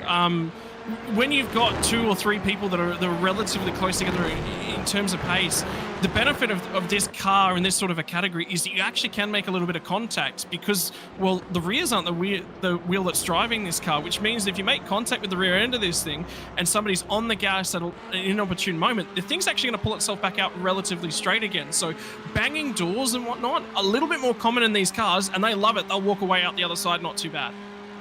Yeah, they will. As long as you're making contact with the body panels and not with the wheels, because, yeah, trust me, I know from experience it's very easy to destroy the front suspension on one of these things with a stray wall hit. Hopefully we don't see too much of that. Well, the walls are a long way off the park here tonight. You can nearly put a football pitch down the side of the road tonight between them and the wall. Have a look at this one, though, for position. Yeah, Brady Baldwin getting up the inside of Simon Mazzomo, but he was a little bit too tight on the exit. Mazzomo could straighten out the wheel more and get the better run off the corner. Baldwin, though, has the slipstream, and he will probably take full advantage of the ABS capability of these cars with a lunge down at turn 5. How brave is he going to be, though? Up to the braking zone now. Looks like he's decided he's not close enough to go for the dive, especially this early on. We're only on lap 2 of a 25-minute race. Yeah, tyres are still not quite up to temperature. It's this next circuit that they're really going to be quite there. So this is now becomes a little bit of a game of bravery. Last lap, you couldn't go in anywhere near deep enough down here at turn number 8. This lap, do you go in a touch deeper? Have you got the grip at the front end? Well, Brady Baldwin, he's got a question to answer. Not deep enough to get the move done. Yeah, okay, so Baldwin's probably going to have to wait for either the kink or Canada corner to get it done. You notice that he made the move on Edwards at the kink, and since Mazomo's nice and wide there on the way into Carousel, he will get a slightly better exit, but that seems to be Baldwin's strongest corner on the whole track. Look at how close he's staying. I'm starting to wonder whether or not there might be just a hint more downforce on this car, or he's really struggling with getting some air. He's got a good run through the kink here, gets off alongside, another good exit. So it seems to be straight line speed with Mazomo's good, but it's getting off the corner as well, which is where Baldwin's excelling. Yeah, and he gets the move done at Canada corner very nicely, up into 4th now, and maintains the position on the exit of the corner. Well, that is the closest fight that we are seeing on track. Everything else pretty spaced out right now. Mulqueen, Batten and Gorowski remaining your top 3. I get the feeling Mazomo's not going to let Baldwin get away easy. Yeah, particularly with that higher speed. Whoa, that's an interesting strategy. Okay, it looks like Baldwin's going to go long on the second set of tyres he puts on. Of course, you can change at least 2 and will probably stick to 2. Mulqueen is going to stay out for a while longer, as does everyone else in the field. So, I think yeah, this probably makes sense for Brady. I mean, he had a difficult start. He fell to the back of the field. He was making his way further up, but as soon as the pit window opened, he jumped in. And I think he's going to focus on keeping the tyres in that optimum temperature range for the rest of the race. That can pay dividends in these cars. You've got to be really, really careful. These cars really reward somebody who can straighten out that wheel sense. Again, different feeling in the front end. Once you start to pick up that throttle, it's not the rear end that dances around on the throttle to tell you that you're overcooking it on the loud pedal. No, it's the front end, and it's a different feeling. So he's going to be really, really slow this next lap. I think he feels as if he can get the job done on those warmer tires. So he's coming in here he's going to take a lot of pain these next 2 laps again, get these tires back up to temperature. It'll be the lap after that where he's going to be really, really strong. So if anyone pits on this next lap, effectively Mazomo, if he pits this next time by, could jump back past Brady Baldwin here. Yeah, he certainly could. It'll be interesting to see, and I mean, I was looking at Baldwin's pit exit, and I get the feeling that he stayed on the pit limiter about a second longer than he needed to, so that's potentially cost Baldwin even more, but he might get that back in outright pace over the next 18.5 minutes. Garen Batten holding on to second from Simon Gorowski, and it seems like the Audi has the edge over the Civic for the time being. Batten running a 221.69 on the last lap. Gorowski a 222.4. So the advantage is certainly with the Audi here, and I would expect it to be quick at a track like Road America. It's usually the car to go for if you want smooth acceleration, again, because of that DSG gearbox. But the disadvantage that you have is that the ratios of that gearbox are based off a road car gearbox, so they aren't quite what you would like for a race car. They also tend to run out of revs in top gear a lot earlier than the other cars do, so the Audi is the car you don't really want at a track like Daytona, for example.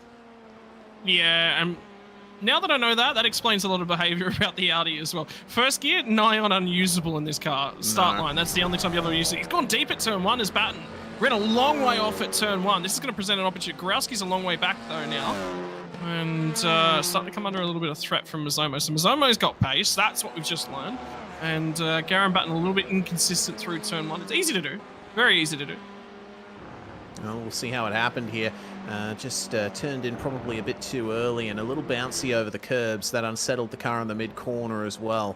So it's not the death sentence that it usually is in a rear-wheel drive car. For example, if you go off the grass, there is a chance that you'll go straight on into the wall, obviously. But if you get the angle right, all you've got to do is just keep the power pinned and you will be able to recover. It's the same in a slide as well. If you get your rear end knocked about on the way into a corner, or if you catch the grass on entry, all you need to do is just bury the loud pedal to the firewall and counter steer, and the car will right itself. Yeah, they are good learning cars for when you sort of push past the limit. They're a great series. Like you said, it's difficult to overtake, but that means the racing's a little bit closer. What it does build and what it does create in the drivers that stick with the cars for an extended period of time is very, very good racecraft. It's very difficult to get the overtake done, which means you can block quite well. It teaches you really good defensive tactics. Well, from an overtaking perspective, it then means, okay, I'm not going to get the job done here at, let's say, the kink Canada corner. What I'm going to do is check that guy's momentum up coming off of Canada corner. Then he has to cover me now at the last corner. He gets bad drive off the last corner. I get him down into turn one. It puts in the driver's minds and a learning, growing driver of how to set up an overtake and set it up properly. And for me, develops really good race car drivers into their future. Yeah, I agree. There's a reason why we see so many up-and-comers, especially in the real world. You know, I cast my mind back to Will Brown, who, you know, he now races in supercars in real life, and he first sort of came onto the scene with some incredible performances in TCR Australia as Simon Gorowski brings the Alpha Venturi Honda Civic into the pit lane. He is the second driver to take his compulsory pit stop in this round. By the way, Garen Batten just set a purple final sector on that lap. So that was all the way through the final corner, all the way up the start-finish line. So got really, really good drive. So potentially, as the fuel burns out of this Audi, might start coming back a little bit at Mulqueen. But that's a tough ask to run down and overtake Damon Mulqueen. Yeah, absolutely. I've got no chance of it in the Southern Cross Esports series that we both compete in. You know, I got my start in sim racing and front-wheel drive touring cars, but for some reason, I just can't get the pace out of the TCR cars on iRacing that Damon Mulqueen can, and drivers like him. I suppose it depends on the series you race in as well. Mulqueen does do some European leagues in these cars where that is truly where the competition lies. So Gorowski's pit stop is now complete, and if we compare it to Baldwin's, wow, he's 5 seconds worse on lane time, and Baldwin will sweep on through. Gorowski, his pit stop was only half a second longer, but really the problem was pit entry to pit exit. He lost out quite a bit there. It'd be interesting. I might go back and have a look on whether or not he slowed down a little bit aggressively. It's a really, really difficult pit lane to get into without speeding. There's not a lot of markers. I wonder whether or not he's also missed his stall and had to back up a little bit as well. That may solve a few questions. Yeah, but potentially also not getting the car started up or stalling off the getaway and having to fire it back up. Because remember, this is a V8SCOPS league, an OSR league, and they disable all of the auto start functions on the engine. So this is what happened here. It looks like he did overshoot his box a bit. No? Did he? Oh, he's okay there? Oh, no, he was. Good call. He did. And so, potentially, that's a combination of overshooting the pit box and stalling the engine. Because it seemed to take him a while to get it into reverse. Yeah, well, yeah, you might be right there on the way in. And what's that triggered? A response from Damon Mulqueen. He now knows that there's a little bit of an extra window in behind him that he can potentially slot into. Be interesting to see whether or not Brady Baldwin and Mulqueen, obviously being SSR teammates as well, whether or not there was some communication there. But Brady Baldwin won't know is that there was a mistake in the pit stop. So, you know, that says maybe that was Mulqueen saying, Brady Baldwin says, oh yeah, I got past Gorowski and I'm a mile up the road from him. Mulqueen went, hang on, I gotta get in, cover this off. Yeah, potentially. This is the onboard from Gorowski, and yeah, he did put it in reverse instantly, but the engine wasn't revved up. So he had to get back on the ignition and start it, get it fired back up, and back into the box he went. So here's Mulqueen, here is Baldwin. And Brady just coming through the final corner now. Mulqueen has already completed his stop there, and that is the fastest pit stop we've seen so far, and 4/10 quicker through the lane than Brady Baldwin was. So the gap between the Synergy teammates on pit exit is something along the lines of, looks to me like about 7-ish seconds. Oh, well, that's a quick time from entry to exit. Then if he's made that sort of amount of time up through the pit lane, that's a phenomenal drive from Damon Mulqueen. How long do you go now? How long do you potentially wait from Simon Mazzomo? Is he starting to run down Garen Batten? I really don't think he is. I think Baldwin might have actually jumped him now as well. So, from Mazzomo's perspective, he's going to be on those cold tires as well. That's the benefit's going to be coming right now for Brady Baldwin. How close can he get? It's 11 seconds further back. He's got to make big inroads. I think that's a long way for him to really take chunks out. Yeah, look at the last lap time as well. Simon Mazzomo, 222.6 versus a 221.9 from Brady Baldwin. He just set his fastest lap of the race indeed. And, the story is told in the sectors. That's a 3... Mazzomo actually faster through Sector 1, but he really loses out in Sectors 2 and 3. By a country mile as well. Just watching a few different things about Brady Baldwin as well, and talking about driving styles as well. Think about front wheel drive. Well, we've already talked about understeer, power understeer. As soon as you jump on that throttle, it pushes out. Have a look at the way that he's driving this car as well. He's turning in quite early. The benefit of turning in early is that you point the car at the exit nice and early. You can get on the power, and that's critical to a TCR. Late apex corners in these cars are very, very difficult to pull off because you want to get back to the throttle, but you can't until the car's pointing off the exit. A lot of trail braking required to get that car to pivot in late and carry the speed in, and then you really just want to point and shoot. They're that style of car.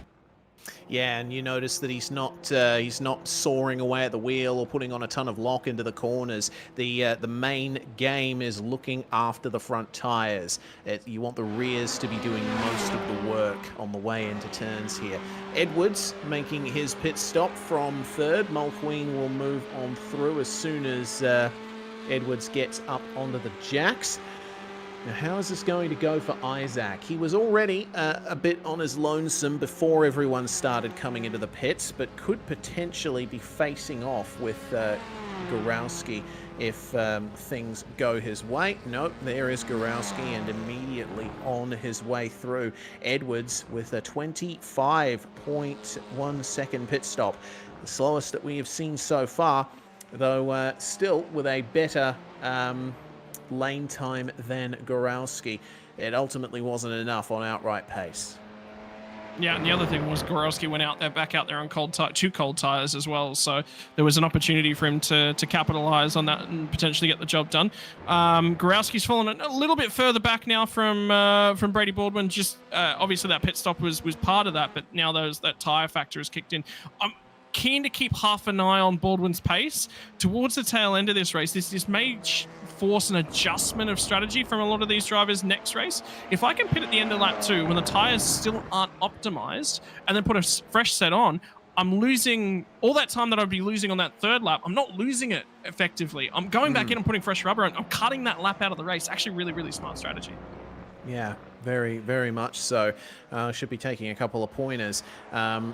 Because that's the thing, right? The fact that these cars are so difficult on cold tires means that your outlap is usually disastrous, no matter how good of a driver you are. And when you can do that outlap is certainly what can change your race.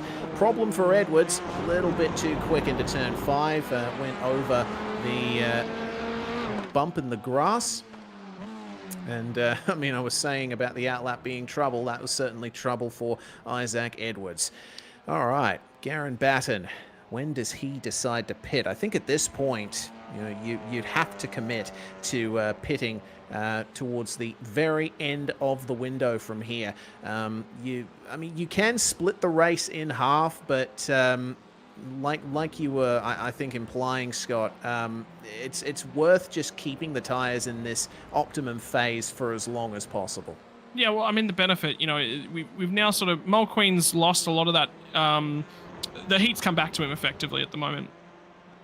So in terms of that offset, the problem was that he was so far distant. I don't think it's necessarily going to matter too much.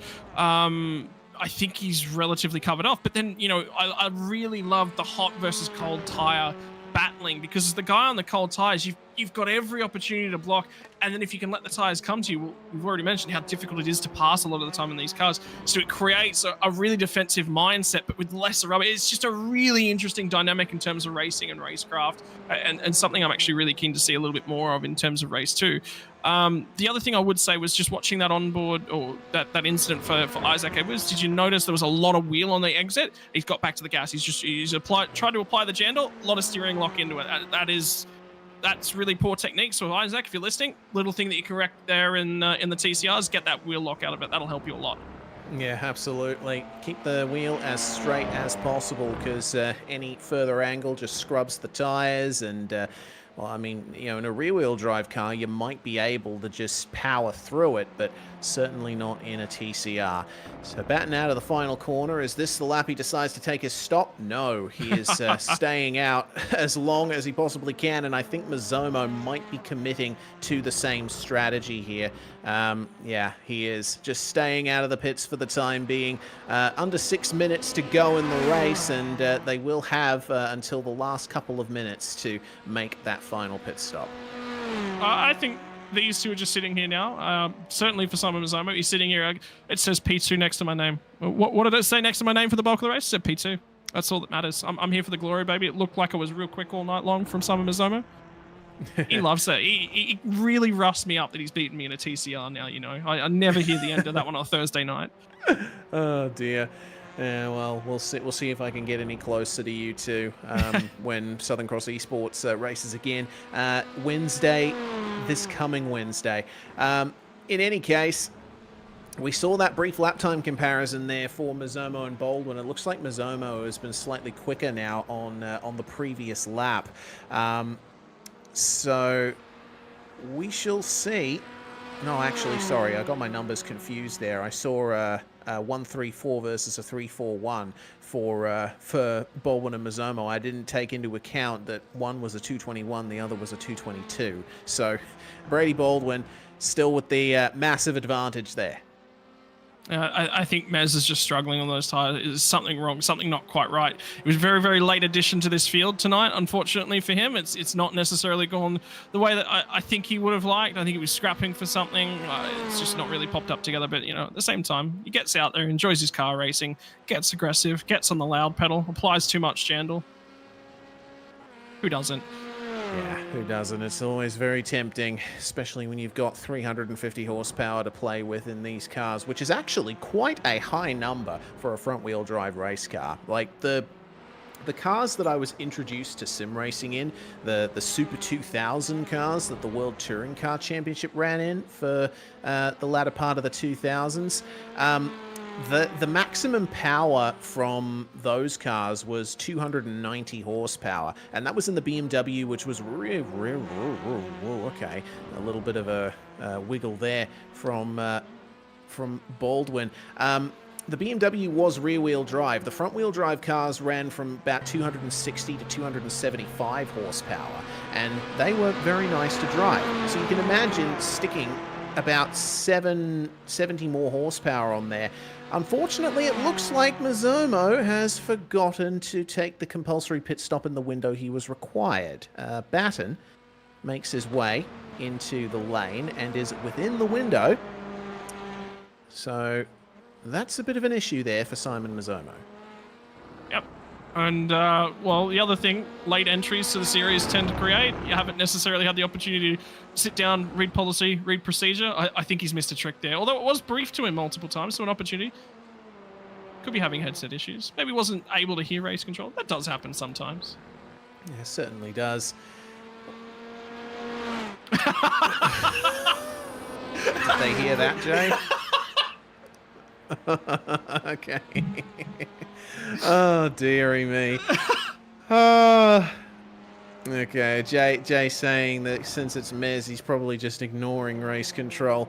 Oh, dearie. Well, in any case, Batten is out of the lane, and he's actually still ahead of Baldwin by some margin. But remember how we were talking at length about how difficult the outlap is in these cars. That could give Baldwin a chance to make up a second, probably more here, but I don't know if there's going to be enough time for him to really threaten Batten for second place. No, we're out of time. It's gonna be that white flag next time by, and that's really the issue. So, you know, he's at pace. He's gotten close. Albeit Garen Batten's actually ran a 220.947 as his best lap, whereas Brady's is a 221.179. Cold tires, I mean, it's close, right? It's not easy. The other, remember what we were just talking about, avoiding your third lap on the semi-cold tires as they come up to temperature? You know, it'd only be half a second off. The other way to deal with that is to pit on the second last lap of the race. Then you've only got to run 2 laps on cold tires. Same strategy, works both ways. So this is the either end of that strategy queue. It's effectively chopping off one of your cold tire laps, no matter which way you look at it. Yeah, indeed. It's always good to see that drivers are on the ball with strategy in these cars when that does happen. So I would expect Mazomo to pop into the pits at the end of this lap, and he actually has, though. It has fallen outside the window, so I think Mazomo will be ultimately disqualified from the results of the first race here, though he will get the pit stop done and out of the way so that the results aren't skewed. Mulqueen coming into the final corner to take the white flag here, and with 30-odd seconds to go when he crosses the line, should result in an 11-lap race here. A little bit slower than the GT4s, albeit, you know, they point a little bit better, so I don't necessarily blame them. It's about 5 seconds a lap difference in terms of peak lap pace. Nearly bang on, and that's the difference between getting an extra lap in. Yeah, that it is. So, Batten versus Baldwin, 5.7 seconds at the start of the final lap. There is no way that Brady's going to be able to make that back up, and I think he'll be ruining his poorly executed start off the line. He'll be hoping that that he gets a better launch in race 2 and can actually get the 1-2 that he and Mulqueen have been searching for tonight. They've gotten a few 1-2s over the course of the 2-Litre Tourers season, but you know, we certainly are aware that these cars are difficult to get off the line at the best of times. Difficult to get off the line most times. I mean, your launches in Southern Cross were something to behold. And you said handbrake earlier. At least I now know the trick, so I've got something to go searching for. But difficult. You've got to tinker with the clutch. I don't run a bite point. Most people do run a bite point style clutch. That definitely helps. But being able to let it out the old-fashioned way without any of the fancy aids is an absolute art form, and it's something you'll never nail 100% of the time. You're lucky if you get it to 80%. They're a very, very tricky clutch to maintain and know when to time the release on. Yeah, indeed. Well, I can give you a little tip. Yeah, you do use the handbrake, and basically you put it into first gear. Get the handbrake on, and then just rev it all the way up. Then let out the clutch until you can feel the car's revs starting to bog down. Then when the lights go out, you release the handbrake and just moderate your clutch input from there. And that's how you start a TCR car in iRacing. This is how not to take the braking zone for turn 5. Isaac Edwards with a massive smash on the way into the corner. It looks like that's the end of the Race on Oz number 15's race. Yeah, that's ripped off a front right too, so he had no drive, nothing he could have done. So, yeah, that is indeed the end of his race and the end of the race at large as well. So, there we go. Damon Mulqueen across the line and takes the win in race 1. Garen Batten with a great drive to second place from 5th, sorry. Should be very happy with how he's gone, and Brady Baldwin gets back to the podium positions after falling all the way to last when they came into turn 1 for the first time. Gorowski in 4th, and from what I can see, it's going to be Mazomo finishing in 5th, with Isaac Edwards unfortunately retiring on the final lap. That is race 1 of the 2-Litre Tourers done. We have another race to go. And I'm expecting more of the same here, though hopefully we can see Baldwin get a slightly better start and for Mazomo to realize when he's supposed to pit. Yeah, unfortunately for Mez, that'll be a little bit of a slap and a wake-up call. And please listen to Race Control. You've been summoned to the naughty corner. for men's, but yeah, no, good race pace from Dummy Mulqueen. But we said that he's so untouchable in these machines. This is his formula. He's really found his groove. He's found his what he's good at, and he just nails it each and every time. And I can tell you what, Brady Baldwin's doing some restart practice right now on the pit lane. Yeah, that he is, halfway through the 1 minute warm up in between races. So I'm hoping that. Okay, so Simon Mazzomo has sent us a message in the chat. Okay, we can't repeat that. No. He was on for a personal best lap, so 4-letter word, the pit stop. But essentially is Mazzomo's sentiment there. Regardless, we are about to jump into the second race here, and it is a progressive grid from race 1. So Garen Batten with the biggest advantage of all. Remember, he started in 5th for the first race. He is going to start on the front row alongside Damon Mulqueen. And just behind them, they will have Brady Baldwin and Simon Gorowski starting in the same positions that they started for the first race. Simon Mazzomo once again in 5th, with Isaac Edwards bringing up the rear of the field. Unfortunate for him after starting 4th for the first race. Actually, a very good qualifying performance from Edwards, and hopefully he'll be able to take advantage of his pace here in race 2 if he can keep it consistent. All of the cars on the grid now, and we wait for the timer to tick down. It's going to be a while, though, because we do have race control Henry King present in the session as a car, so that means that the 2-minute grid timer will run out before we can get things started here. But once again, the real challenge is getting the cars off the line, and I think Scott Brady Baldwin, he's going to be focusing 100% on not getting that done. Well, there's not going to be any time to bring Scott in before the start. Oh, no! Damon Mulqueen jumping the start. And no surprise, he's immediately gotten a black flag from iRacing. That is disastrous for our champion-elect. It's going to be 3 wide on the way into turn 1, though. Garen Batten and Simon Gorowski both getting really good starts. Baldwin is stuck with them. This time it's Isaac Edwards who has the bad start. And they will try and sort themselves out coming out of turn 1. Gorowski under threat from Baldwin, who's under threat from Mazzomo as well. Damon Mulqueen leads, but he certainly won't in a couple of laps' time at most. Yeah, and how tricky is it to get back in, to get yourself sorted? There's a formula. We mentioned it. We've already talked through the starting procedure of these cars. You've just come off a successful race. Hot tyres back to cold tyres. Remember, when we get down here to turn 5, but you've got to re-engage that brain. He just did things in the wrong order. Ah, such a shame. Oh! Baldwin catching the gravel on the way into turn 5. He manages to maintain the outside line on Gorowski and goes across the gravel. This gives Mazzomo a bit of a chance to sneak up the outside of Gorowski himself. He keeps it off the grass. This is a chaotic start to race 2. My word. Well, we thought, if you're sitting back and going, race number 1 was a little bit of a snooze, yeah, but it gave us some important points and bits and pieces to talk through. Race 2 is anything but. This is insane. Here's it once again, Baldwin just catching the gravel there and swinging the rear end out. He managed to get it straightened out, but that shows you just how difficult it is on the opening lap to keep control of one of these things. Still stays in 3rd. It's going to be 2nd once Damon Mulqueen gets his penalty out of the way. Gorowski off the track, coming out of the carousel. Yeah, but who's going to win? That's the key factor. You can put a line through Mulqueen. How far back up this field can he necessarily get? I think there's potentially a 4th place, maybe in the offering, maybe a podium, but he's got to go hard now. The penalty's already got it. You can do nothing about it. You've got 3 laps to come down and serve it. Either get it on with it or stop thinking about it. Those are your only 2 options. Yeah, indeed it is. Regardless, this has spiced things up a little bit for race 2 with Mulqueen, easily the fastest driver in the field.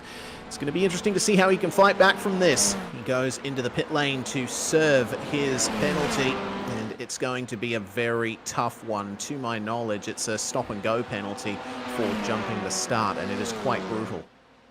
Yeah, I'm reasonably certain it is as well. If that's the case, I would have gone maybe the lap longer, getting into my pit window. That way I can take the compulsory pit stop. It's not 2 tours through the pit lane. Unless you can get this pit stop served on this lap, then, of course, remember what we're talking about. Tyres will be a big, big factor for him. He's still trundling down the lane. I have to keep half an eye in the background for how this goes.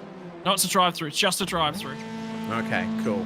Well, this is the view on board from Baldwin. You see that, man, Malcolm just crept forward. Yep, he was off the brakes. That's a real shame there. And that's the way things went. So now, for the race lead, Garen Batten versus Brady Baldwin, side by side. Batten has the inside for the turn, but Baldwin will come up and get the inside for the next corner with a lovely crisscross maneuver. Will this work out for him, or will Batten try to come back? Looks like Garen's just decided I'll just fall in line and follow Brady around. Could potentially help him in his inevitable battle with Gorowski. This is a big one. So for Brady, he's got to get by, got to get down the road. Is he overdriving the car just a little bit? Well, I mean, he's got that dirt racing background, remember? So controlling a car through a slide is certainly, definitely in his forte, right up his alley. It's how does Garen Batten respond? This is the race that we necessarily didn't see in that first race around, and Garen's got some driving to do. Whoa! Certainly has. Oh my goodness. Wow. Baldwin and Gorowski both getting the rear end out of whack through the kink. How on earth did that happen? That has resulted in Batten having another chance at the race lead here, but Baldwin defensive, has the inside for Canada corner. Batten switches to the inside, straightens the wheel up, but he isn't able to get on the power in time to get the move done. I don't think I've ever said the words a front-wheel drive car drifted through the kink at Road America. That has never crossed my mind. Wow, that was some supreme car control to keep that out of the fence either side. My word. Yeah, certainly. And, well, Brady's decided now's the time to jump in for the compulsory pit stop and get those tyres changed, and he's done it at the first available opportunity. Same for Isaac Edwards as well. So these guys are going long for the rest of the race. That helped Baldwin out quite a bit in race 1. Is it going to work out the same in race 2? Because considering everything that we've seen in terms of strategy, these drivers you're looking at on screen at the moment, their only option really is to run the tyres out to the very last opportunity. You know what? I'm pitting this next lap. If I'm Garen Batten, I've got to throw something at Brady Baldwin. I've got to break him. I've got to rattle his cage just a little bit. See what we can do. We've already seen 2 big mistakes from Brady. This is actually a really good opportunity for him to take the pit stop. Yes, certainly it matches your strategy from race number 1, but you've got to calm down. You've got to take a breath as a driver sometimes. The pit stop, great way to do that. Yeah, indeed. Well, slow-mo for Baldwin. He actually got the rear end out on the way in. I think potentially caught the grass on entry, or maybe just tapped the brakes at the wrong time. Not too sure what went on there. Whether or not he's just thrown a bunch of rear bias at it, he's bumped a dial and it's sent the bias rearwards potentially. Difficult to take it that far. So that's maybe an issue. Look, I want to see it. I want to see it. Pit. Everyone just pit on this next lap, and let's go back to racing, because that was some of the best TCR action I've seen in a good while. Although I haven't seen back the Southern Cross Series yet, and I'm looking forward to round number 2. Yeah, as am I. Southern Cross ended up being very clean for it being a 50-something car grid at Okayama, which is a very tight circuit. So, yeah, catch that on Wednesday night if you are so inclined. Broadcast every 3 weeks here on SimSpeed TV. You'll be able to see me and Scott racing in it. Meanwhile, Batten versus Gorowski for the lead of this race. And both of them seem pretty well matched on this lap. Gorowski has been staying in the slipstream of Batten, and it seems just being able to hit the apexes a little bit more consistently. They're making up time here and managing to gap Mazomo quite a bit. The Elantra is usually the quickest car in TCR, but Mazomo deciding that it's better to get his pit stop out of the way. Batten and Gorowski staying out. You know what? He can hear us. We've already confirmed that from Simon, is that he can hear us. So he absolutely knows exactly what we're talking about. And if there's anyone that's like, you want to see something exciting, Mez is always up for it. Mez is always up for the alternate strategy. He'll have a go at something. Yeah, he certainly will. Let's have a look at the last lap times for our leaders. So, wow, all right. They're looking mighty quick here. Only 2,000 separating them. And you see that Gorowski got an off track on his last lap somewhere, but still sticking in the slipstream of the Audi is proving very beneficial to him. He doesn't seem to be making up a huge amount of time on Baton though, so if he makes a mistake and loses that draft, he's going to fall behind as Mazomo gets his pit stop out of the way. This is going to be close between Mazomo and Baldwin, but Brady is going to sweep through and take it on the way into turn 1. Yeah, well, he had to try something. He had to, again, you've got to try something, go the alternate strategy. So he's gone for the overcut and Baldwin. That hasn't worked. Now he's looking for the undercut on the other 2 cars. They're going to come out. If he can find something in terms of overall lap time, if perhaps he can get all these ducks in a row and perhaps find that 2:21 that's ended in getting a post-race penalty for not serving his pit stop within the required window from race number 1. If he can find that pace that set that 2:21 and repeat it, he's on with a shot of potentially undercutting these 2 guys. They're going to struggle on those tyres, but I reckon now that you've committed to this strategy, we said it in race 1, you got to commit, you got to go the whole way. And the problem for Baton is Gorowski sticking within this time. Yeah, absolutely. It was a little bit easier for Baton in race 1. Gorowski made a couple of mistakes, but it looks like Simon has got his eye on the ball here. We still have 15 minutes and 40 seconds of racing to go. So we'll remember that we're also needing Damon Mulqueen to come in for... actually, Mulqueen's already come in for his compulsory pit stop. And, there goes Gorowski into the line there. I don't know if that's the right decision. No, I agree with that. I'm wondering whether or not that's actually the right call. The problem that he's got is he's absolutely gaining some pace. The key thing for Mazomo is he's actually just run a little bit wide at the carousel now, so he's making mistakes on this lap at the moment. 21.243, that's supreme pace. That's the best Garen Battens, I think, looked... What did he do? I think he just did a 2:20.9 at the tail end of the previous race. If he runs this at this pace, he's actually in with a shout at this overcut strategy working. Yeah, he certainly is. I think, though, Mulqueen is incredibly quick. His, taking the compulsory pit stop on top of the drive-through penalty means he might be a little bit too far back to think about taking the win unless there's a safety car brought out somewhere along the line. But that is a very slim chance, if any. So we'll have to wait and see. Coming into the penultimate corner for him, Isaac Edwards, having already made his compulsory pit stop as well. Comparing times, looks like Gorowski has been the quickest through the pits other than Mulqueen, and Baldwin will fall back into second place alongside him, but by how much? Looks like it's going to be very close. Look at Baldwin and Gorowski. Oh, and Baldwin, he's just gone for a slide in turn 3. He spun. Gorowski back through. Well, that just hands it to Garen Batten now. That was absolutely the right call to stay out. And he's been on edge with this car the entire race. We talked about that through the kink on the run down to turn number 5. That's just another little mistake. It's very un-Brady Baldwin-like to see him make 2 mistakes in a row, but 3 is just about unheard of. Yeah, that it is. All right. Well, into turn 3. He didn't catch the grass. Looks like he just... I don't know what would have caused that, because probably just him running too much rearward bias, and you do need rearward bias in these cars to get the rear rotated, but you push it just a little bit too far and the rear will just go. This is what it looked like for Gorowski. Maybe just a bit too much trail braking from Baldwin, I don't know. Oh, he's in hot. He definitely is in deep. Whether or not, what tyres did he take? That's the key factor. Now, if they now equalise and the car's back to this sort of loose, unsteady sort of feeling, has he gone a little bit too heavy with the bias? So the only thing we can know is that, look, he's in this situation now. The problem is that Garen Batten stayed out, dodged all of that chaos that's just gone on. If he pits now, he's going to come out cleanly in front of these guys and in control of the race. He's gone on for another lap, though. So in terms of things, he's sitting really, really pretty, because definitely Gorowski lost time dodging Baldwin there. Yeah, he certainly did. So the race is now in Garen Batten's hands, and all he needs to do is run consistent laps to the end, and he's certainly doing that.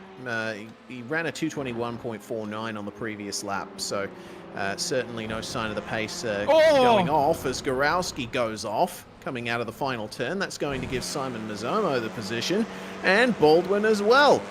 So, wow. Baldwin's going to get... yeah, moving back to, try and... number one, break the draft. Number two, make things a little bit more difficult for Baldwin, but it's done nothing. Brady is back ahead of Simon, and, well, he's the meat in a Simon sandwich right now because Mazomo still holding strong in the 9.5 Sim Sports entry. And Mez just had a little bit of a wiggle coming through turn one then as well. So again, bias. Have a look again. Another big wiggle from Baldwin, but that one was caused by touch on the grass on the inside. So he's taking risks with this car. He's taking risks with the approach to his setup, with his approach to the brake. I don't think he needs to be perfectly honest with you. If I'm in his shoes, I'm dialing that brake bias probably a percentage point forwards, whether or not I think that's 2 clicks worth of brake bias forwards. That gets me out of the risk zone, and I can still run near to high enough lap times. Oh, here's something for Mulqueen, trying to get past Edwards. What's going on here? Gets a better exit out of the final corner, and Sim pretty reasonable for now. I think this is just a case of him making his way past without much fuss down the start-finish straight. So that is one more position up for Mulqueen, and that puts him into effective fourth, as this is really on now between Baldwin and Mazomo. And there's no love lost between these two. They'll be, both of them will have... we're talking about motocrossing. These cars, this is motocrossing. You had Gorowski riding all over the bumps on the last corner in the last lap. That was a motocross bike in action. Brady Baldwin's got this thing twitching around, sliding the rear end, driving it nearly like a rear-engine car. Rear-wheel drive car. My word. Yeah, Mazomo's going to go defensive into Canada corner, and Baldwin loses the rear again on the way through. This gives Gorowski a chance to move on by, and it looks like he's just going to get it done with a little bit of contact as well from Baldwin trying to get back into line, but too much curb in the penultimate turn for Gorowski gives the chance right back to Baldwin. Mazomo's going to try and skip away from these two, running side by side in these cars, as with just about any car, costs you a ton of time, and Baldwin couldn't get back past.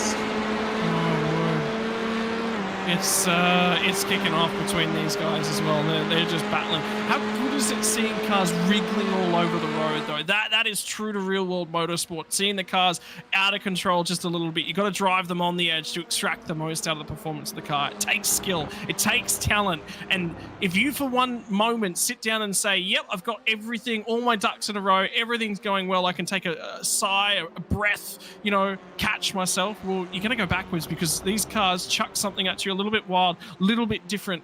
It takes a really, really consistent, smooth driving style to get the pace out of them. And Brady Bull, he's struggling at the moment. I'm wondering how overheated those rear tires are at the moment. Yeah, I'm wondering too. Is there going to be enough grip in the fronts for this move here on Simon Gorowski? Oh, he was almost by when they got to the turn-in point, but he has to wait until the exit to really get it done. Nice move up the inside. The question is, can he avoid making another mistake and letting Gorowski back by? Baldwin, though quick, has looked a bit scrappy in this race. I tell you what, Brady Baldwin lost nearly 2 seconds to Garen Batten on that previous lap. Mazomo was a little bit quicker than them. That's from all the battling that these guys have done. So, albeit we were saying, if you're Garen Batten, maybe come in, maybe cover off these guys a little bit. Well, actually, you know what? He's done the right thing. He's stayed out. He's pushed on. And he's had clear air, nobody fighting him, nobody squabbling, nobody checking up, nobody making mistakes. This is a good drive. We haven't talked about him, and that's nearly the best thing that can happen. Yeah, we've seen that in both the flat 4s and the flat 6s last night. We barely gave the winners any airtime just because they were so far ahead. All of the fighting was for second on back, and Baldwin still trying on Mazomo into Canada. A little bit wide on the exit for Mazomo, though. Baldwin a tiny bit straighter. He is not able to get past at this point, though. And I'd say if you're Brady Baldwin, you focus on the exit from the final corner. You don't want to go for a move into this turn usually, especially if you're right in the middle of a race like this, because the driver can just easily get back past you with a switch under or getting in the slipstream and getting back by at turn 1. Yeah, watch what Mez does here, coming into the braking zone. Does he cover? Now, if he covers, Brady's not trying to get the move done at turn number 1, unless he gets far enough up. He is now. Mez didn't cover it. That means this move is well and truly on. But because he's got the outside line, he's got better drive. Seaweed didn't cover. That's the key. Mez is going, I don't need to cover this. I don't need to defend fresh air. There is no reason blocking this one off. I'll get the drive off the exit. Really smart heads-up racecraft driving. Oh, Gorowski once again with a bit too fast of a run through turn 3. He's going to lose some momentum on the straight now, but Baldwin is lining up his fellow Elantra driver in the form of Simon Mazzomo. Is it going to be a defensive run from the 954 into turn 5, or is Baldwin going to stick behind? He certainly is going to stick behind and square off the entrance of the corner, try and get a bit of extra momentum between turns 5 and 6. Yeah, and now just watch where he attacks. Watch where he presses Mez in. And Mez is one of these guys who's really, really cool, really calm. It takes a lot to get under Mez's skin. So he's going to try and unsettle him a little bit. This is not to make the opportunity down here at turn number 8. It's just get under his skin, feel those mirrors. This is where Baldwin's a little bit quicker, a little bit vulnerable. Sometimes it differs lap to lap. Look at the difference in line. So again, Mez is just like momentum. I've got to get the momentum. He can't get the drive off of the corner here. Oh, he's squeezing Baldwin to the inside, but they will be alongside each other into the kink. But Baldwin decides, nope, I'm not going to try that. Get back into line, wait for the move at Canada corner. This is some beautiful racing between these two. This is exactly the kind of racing that I love to see in these TCR cars. Mazzomo, will he go defensive into Canada? No, he's going to leave the door open for Baldwin, who tries to slip on through, but he's too deep and they make contact. Here comes Gorowski. Yeah, now have a look at that. Again, didn't defend the fresh air. Well, I think that time Baldwin was probably far enough up that he probably did need to cover him. That would have made him vulnerable when they got down here to 14, though, and all the way down the main straight. He would have been offline this whole period of time. But because he didn't defend it, yes, Baldwin's made that mistake, but he's managed to hang on to the... This is great racecraft. This is perfect. It is fantastic to watch. And we need to keep an eye out for a driver who is looming in the background just a little bit. He's still 7 seconds behind these guys, but you just see him pop up there in the background. Damon Mulqueen, he is steadily making up time, and he has lost none of his pace. These guys are setting high 222s, low 223s. Damon Mulqueen is a solid 2 seconds faster at least, as that was very close between Baldwin and Mazzomo. Gorowski gets into it as well. Baldwin gets off the track. That's going to spread things out a little bit between these three. 2.5 seconds. 2.5 seconds last time by was the amount of time that Damon Mulqueen took out of these guys. If they just keep squabbling like they are, he will get there. It'll be late. It'll be the last lap, and he'll be hoping for some more drama to kick off. Here's what happened. Baldwin was just a bit deep there and had to really back out of it. And Gorowski says, okay, mate, I'll just go on through. There's no love lost between those two either, between Gorowski and Baldwin. They're stoushing over the little bit of rubbing that they had earlier on the run through 13 and 13A. There was a little bit of banter back and forth between those two guys. So yeah, he's definitely breaking deeper. That says to me a little bit more rearward bias. He can carry the speed into the corner. And like we said, that rear end of that car's been dancing. Oh, he picked up the grass again. Oh. Mulqueen's in with a shot. Here comes Garen Batten, though, into the pit lane, and that's going to be everyone in the field having taken their final compulsory pit stop of the season. Mulqueen still edging ever closer to these guys. 5.2 seconds is the gap to Mazzomo. This is going to be a fun finish to this race. Batten, meanwhile, in pit lane, just pulling into his pit box now, and it looks like he has absolutely nailed the entry. So he'll get 2 tires whacked onto the machine. He'll be hoping to high heaven that he's managed to build up enough of an advantage over these guys that he keeps the race lead. And I would imagine that will be the case, because all of the battling that these guys have done has cost them at least a few seconds. Yeah, it's cost him in the realm of 5-6 seconds. He's going to get this out and get this done comfortably. So it's the battle for second place that's now on. Mulqueen took some more time out on the most recent lap, but wasn't... Well, I mean, he took time out of Baldwin because he was deep at turn 2. But he's running out of time now. He's got... I think there's going to be 2 laps left in this race. And he's going to be right on that fringe of catching them on the last lap. He absolutely needs Gorowski to have a go here, and Brady Baldwin will be thinking the same thing. I want you to have a crack at Mazomo. Yeah, here we go. This is... Oh! All right.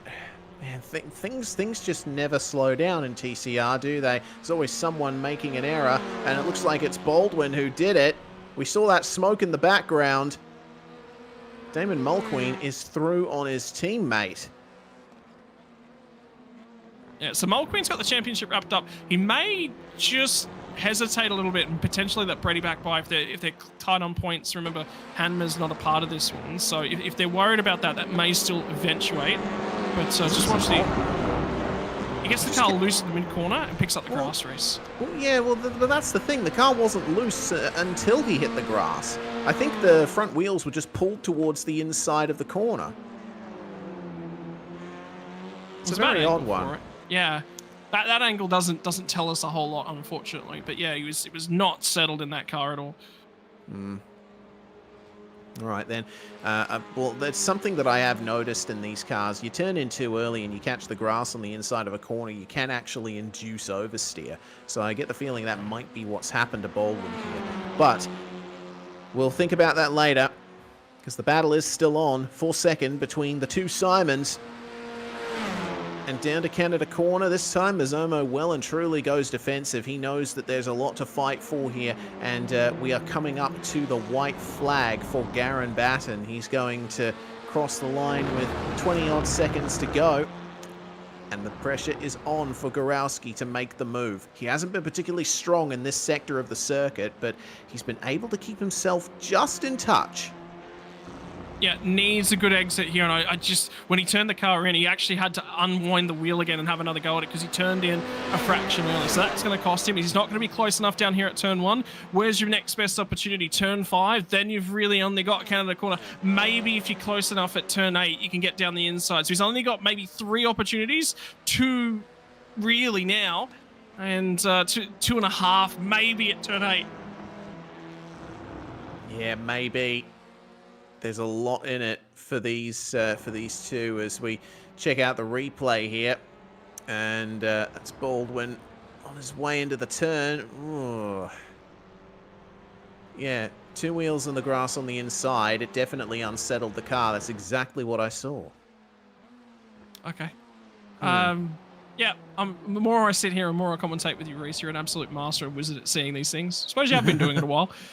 Yeah, I suppose so.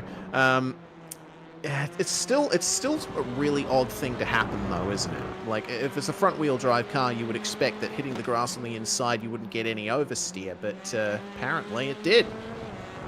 It just depends with how the drive's been put down. So remember, we said he needed to be close enough here. Coming off of turn 7, the run into turn 8 is fractionally too far back. So there's only one more opportunity on this lap, theoretically, unless he gets cheeky, and he's now messed that up as well. He has, but remember, Mazomo has been taking a wider line into the carousel. He's been leaving the door open on the inside through the first part of the corner, and it looks like maybe a double apexing attempt here from Gorowski. Is it going to be enough to get the run through the kink? He is still close enough that he is getting the slipstream, but I don't know if it's going to be enough at this stage. He has to rely on a mistake from Mazomo. Let's see if Simon decides, well, the leading Simon anyway, to go defensive. No, he does not. Just a little bit more time made up by Gorowski, but that's nothing doing for the time being. And it's far and away from the thoughts of Garen Batten here as he brings his Audi RS3 out of the final corner to take the final win of the 2-Litre Tourers season here in the V8SCOPS supports. Fantastic drive. He was the one who kept it together when others failed, and that is a surely well-deserving win on the board. Both Simons flashing their lights across the line to celebrate the end of the season. Well done to the both of them and the Synergy Sim Racing teammates. Brady Baldwin finishing alongside Damon Mulqueen, who we can officially crown the 2-Litre Tourers champion for 2023. Yeah, I tell you what, I think Brady Baldwin, that looks like it's 1-2 in the championship, the way that's played out the formation finish as well. Phenomenal driving from Brady. Brady will be sitting there and a little bit rattled, and you'll talk to him at the end of the race and go, yeah, that's actually P2 on the championship. You guarantee that was not a second place in the championship style drive. A lot of mistakes tonight. That's... to be perfectly honest, from what I've seen of Brady, that's actually one of the worst. I'd put that up there as a lot of errors, a lot of mistakes, not common. No, certainly not. Well, either way, he's going to be able to cap off the season, and he can take a break from V8SCOPS supports for a while. Garen Batten, Simon Mazzomo, and Simon Gorowski are your final podium of the season. Mulqueen and Baldwin, 1 and 2 in the championship, 4th and 5th on the road, with Isaac Edwards unfortunately retiring once more there. He had a bit of an issue 5 laps from the end that we unfortunately did not catch. So, as the field makes their way back into the pits on the in lap, we can certainly grab a little bit of a break, if not a chat first, with our series champion, Damon Mulqueen. Damon, big congratulations to you. Things didn't quite go your way at the start of the second race, but still, really fantastic championship. Congratulations. Cheers. Yeah, just slightly stepped on myself there, but made it a bit more interesting. Gave me a chance to essentially send it to a degree with going as fast as I could, and we were hoping Brady could potentially win that race, but it just didn't play out by the looks of it. Yeah, it's been a good season. Got to thank everyone at OSR, all their sponsors for throwing this on, and everyone else in the background that does little bits and pieces, to yourselves, for always making us look good on the broadcast. So it'll be good to go back and have a watch. But yeah, no, it's been a really good fun season. Absolutely has. And if 2-Litre Tourers returns for 2024, can we expect you to be on the grid? If it's back on, I would love to jump back on and actually defend the title.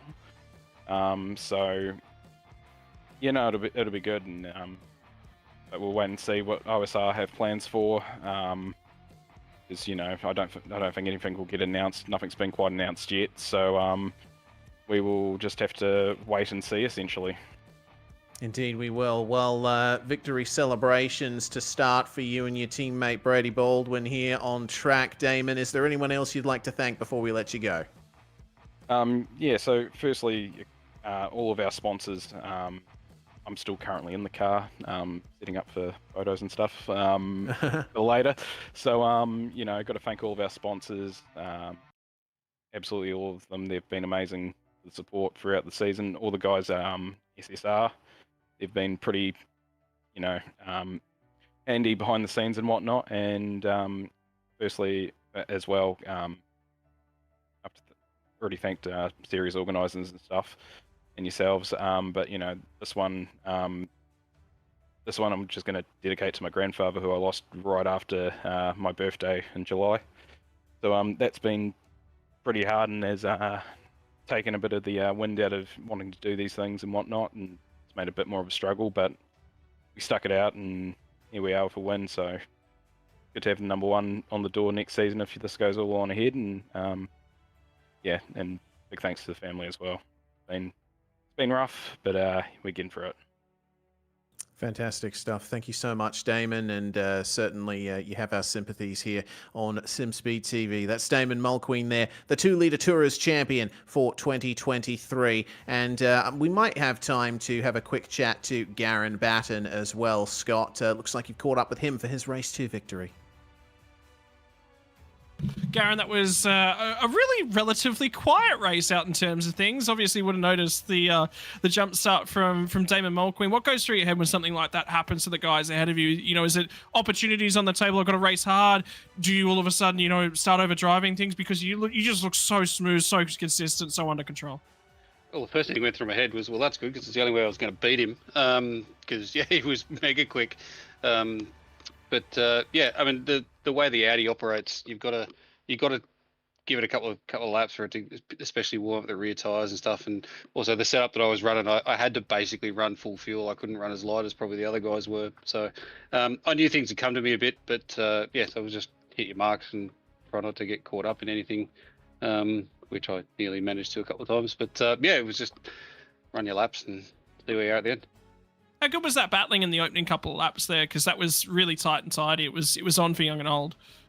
Yeah, I just certainly wanted to make sure that there was no contact for two reasons. One, because obviously, you know, it would impact my race, but two, you know, I'm a ring in for this weekend, so I didn't want to impact anything for the regular guys. Yeah, also didn't know if Damon knew on the run up to turn one whether I had a car on my outside as well, because we were sort of three wide there for a bit, so that was a bit sketchy. But yeah, it was good fun. Yeah, I've had a great day yesterday and today, just, you know, having fun with guys, clean racing in here, and yeah, it was good. Mate, in terms of things, that was a phenomenal race here tonight, and your opportunity to thank the sponsors to make it possible for you.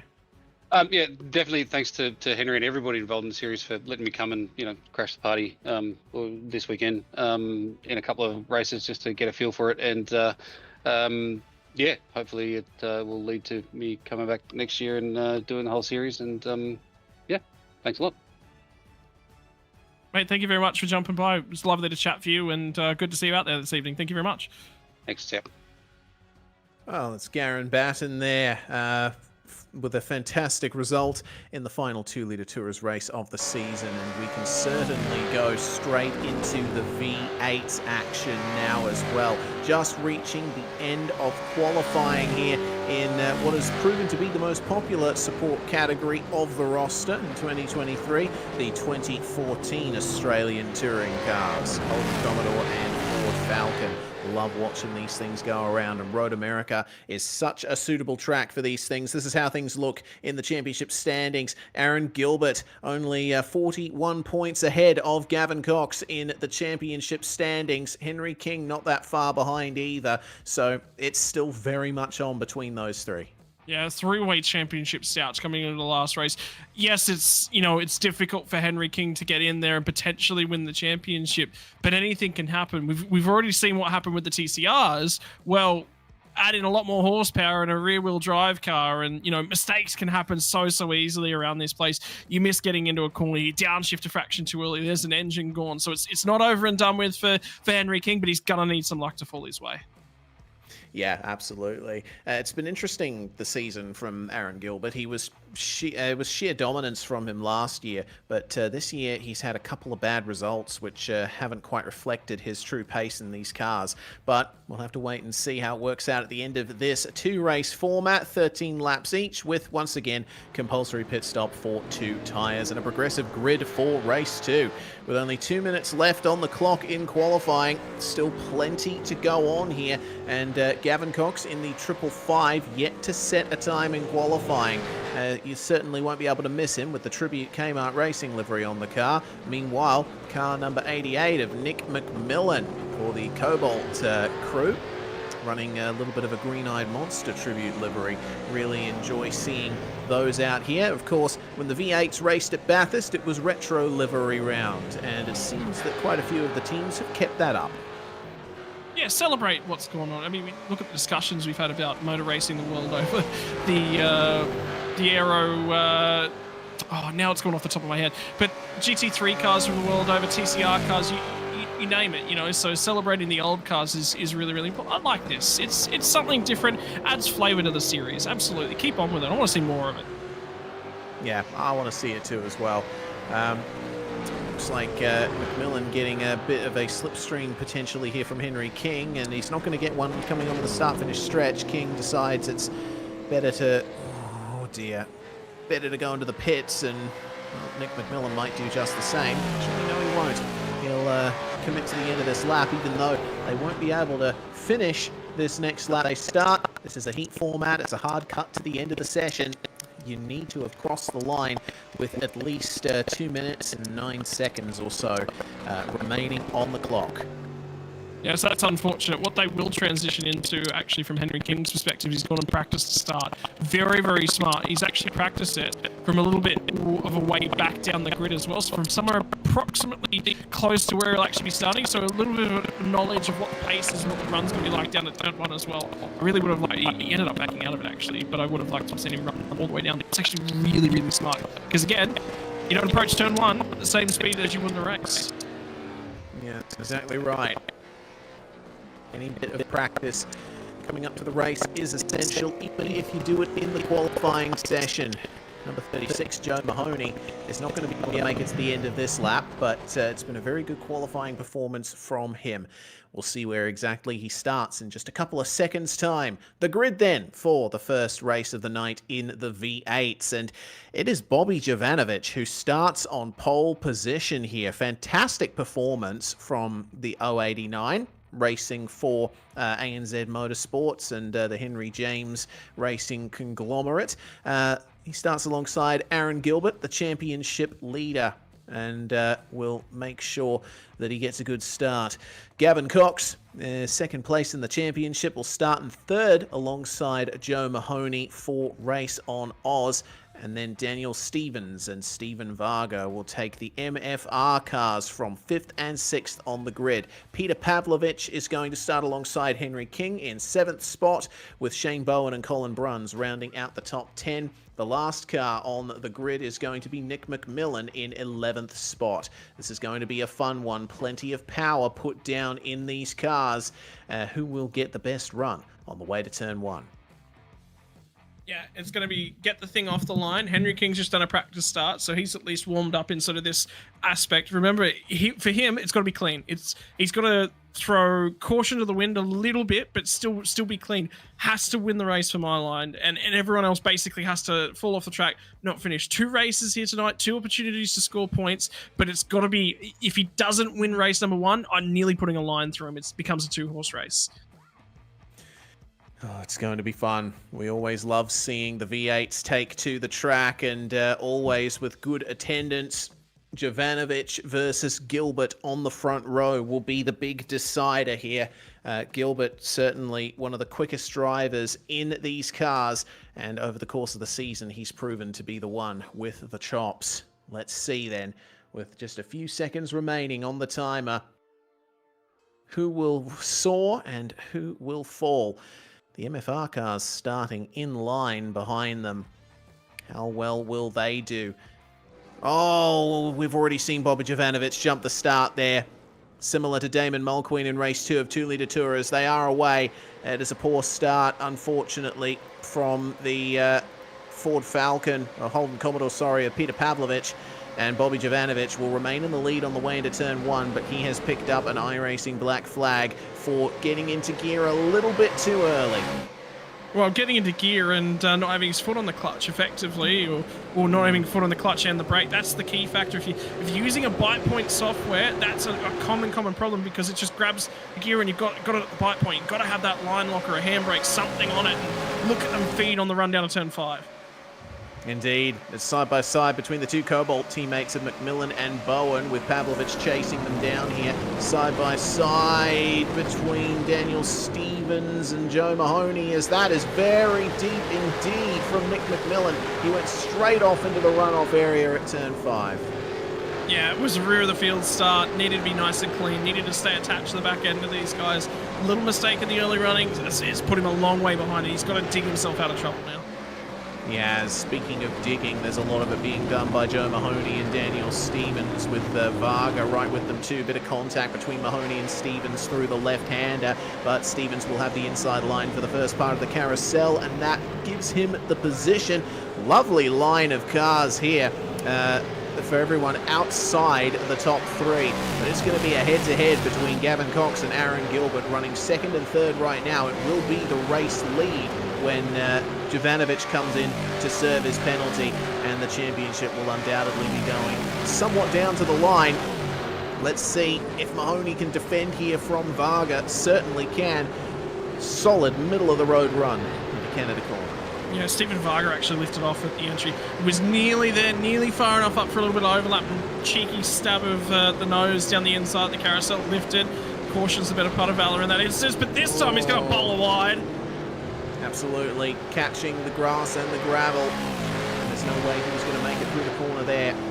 Unfortunately, too early to take the compulsory pit stop. Into the pits comes Jovanovic to serve the drive-through penalty, and that's going to be disastrous after showing such fantastic pace. Bobby Jovanovic has no chance of winning from here unless there's a safety car. Yeah, he's going to need something. Absolutely going to need something to fall his way, and that's the difficulty of it, isn't it? So, you know, for the rest of these guys, they know 13 laps is going to be the duration. When do they come in, get that compulsory pit stop out of the way? Indeed. So things are spread out here at the end of lap 1, and the question is anyone going to take their mandatory pit stop at the first available opportunity at the end of this lap? I reckon either Daniel Stevens or Joe Mahoney might be considering it because they just can't get rid of each other right now. Sometimes you want that little bit of a break. It's good driving from Dan Stevens, a little bit of a brake pinch as well. So in my mind, I think maybe he might be the guy to come down. A lot of heat just loaded onto the front right tyre of the number 3 entry. So out of those two, I mean, Mahoney's got to have a crack. If he can get clear air, fresh rubber on, who knows, might just whiz by with the undercut. Definitely might. On board, meanwhile, with Shane Bowen as he's chasing down Henry King for the 5th position on the road. And Bowen has done a couple of races in VR from what I remember. He's certainly showing that it's making no difference to his heart rate following Daniel Stevens' lead here. Just running around the 95 to 100 mark, and he'll certainly be feeling the pressure from Pavlovich behind. I'll tell you what, that's a really low heart rate for yeah, there's a really good description of what a high heart rate looks like. 125, 126, that's what you normally expect. It's sort of in that range. Still a little bit low, obviously not in a cockpit of a real life race car, but 100 beats per minute. He's a fit old boy, isn't he? Yeah, that he is. Looks like he might just be the picture of calm under pressure, as he's having a good time at the moment. Meanwhile, at the end of the first lap here, or at the end of the second lap, sorry, Aaron Gilbert setting the fastest lap so far, and that's immediately eclipsed by Mahoney and then by Varga. It looks like the slipstream is definitely playing its part. Yeah, I'm starting to wonder if that's the pace that Varga's got. Mahoney. If that's the pace, sorry, my apologies. If that's the pace Mahoney's got, pit, get in, serve your pit stop, get out the other side, and yeah, you can definitely get the undercut on here. Yeah, I definitely think so. The problem is, you know, these cars, they have tyres that are only good for a few laps before they start falling off in terms of pace. Mahoney's going to try again here on Stevens at turn 5, and he's gone a bit deep, but Stevens is wise to it and just lets him go. Very good heads-up driving there from Stevens. He could have turned in and got spun around, but he decided to keep the wheels straight. Look at they both pinch brakes on the run down there, Reese. There was 2 distinct smoke trails from the front right tyre of both of those guys, so they are absolutely on the limit. If I was sitting in those cars and I could see that Henry King behind them, he's sitting there going, I've got a sniff here, and there was another pinch brake as they crested the rise as well from Joe Mahoney. Yeah, both of them are pushing super hard right now, and you see the difference in line there. Mahoney going for a slightly earlier turn into carousel, hugging the inside all the way through. Stevens with a bit more of a late apex line. Which one is the best? Well, both. It all works out pretty equally. They both slightly missed the apex of the kink as well, so shows you how much they're taking out of the front tyres this early on in the race. Daniel Stevens with incredible lunges under brakes as well. Look at how much he's pushing through Canada corner. I tell you what, the one thing I have noticed with that heart rate monitor, he got down to about 115 or so, and there was a big old slide come on. The heart rate jumped 6 or so beats a minute immediately, so definitely direct correlation. Something else I'm monitoring in the background, Henry King started 8th up to 5th, so he said he needed to win this race, or at least needed to have a really, really strong finish. He's doing all he can at the moment, but he's still going to be that little bit faster, slightly off pace, but advancing. So, you know, more to come, but got to do a little bit more, but has ticked a few boxes already. All right, lap 4, and we have yet to see anyone make the visit to the pits for their mandatory stop. I get the feeling that the pit stops are all going to come around the middle mark of the race. The question is, which side of the middle? Because it's 13 laps. That puts it solidly around the lap 7 region. And if you can pit maybe lap 6, you will certainly get the tyre undercut. I'll tell you what, Aaron Gilbert's actually dropped off. His times are starting to come back to everyone else. Henry King actually matched him on the most recent lap as well.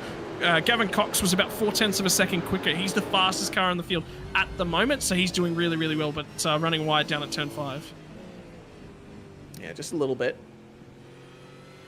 Things looking good.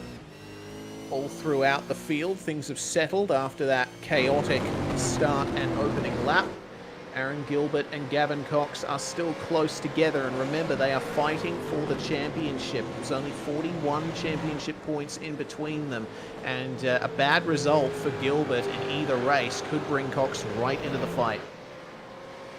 Be interesting to see whether or not Gilbert wants to cover off the undercut here. The problem is he'll be, we can already tell quite early on, he's vulnerable sort of on as the tyres start to wear. So Cox is doing a great job at looking after the tyres. That says to me, Gavin Cox, I mean, I'm probably saying if I'm Aaron Gilbert, I want to come into the pits lane early, recover some of that tyre back, and then I've got to look after the things a little bit better in the second run. Learn from the first run. Yep, I made a few mistakes, put some heat through those tyres, but I need to either stem the bleeding, do something about it on the racetrack, stem the bleeding by pitting. Do either of them go for that stop now? No, they think it's still too early. Potentially we'll start seeing drivers on an alternate strategy start to come in this time by, but again, as the field flows by, we aren't seeing much trace of that. Shane Bowen's heart rate still looking pretty regular. In fact, even going down a little bit on the straights. It's amazing seeing just how calm he is under pressure, especially considering he doesn't just have to worry about Pavlovich now, he has to worry about Varga too, who's starting to make up a bit of pace. Pavlovich ran a 208.7, same for Bowen. 207.59, that's the pace that Steven Varga's running right now. Yep, so a little bit of pace there in that car as well. So he's going to come towards the tail end of the field late on. But, yeah, I wonder whether or not, undercut gets him nearly to the end of the field at the moment.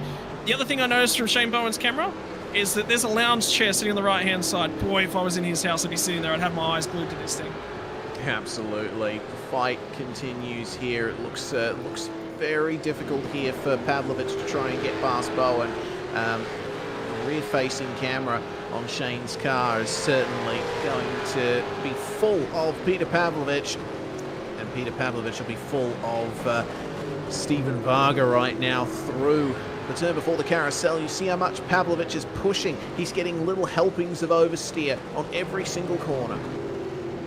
Balance that car, be a little bit patient, If somebody's going to undercut it, we'll be out of this group of cars. Obviously, a 3-car fight like this, you pit one lap early, you can jump all 3. So from Steven Varga, he's got all the cards at the moment. He's run the fastest lap of the race. He's got the most potential here.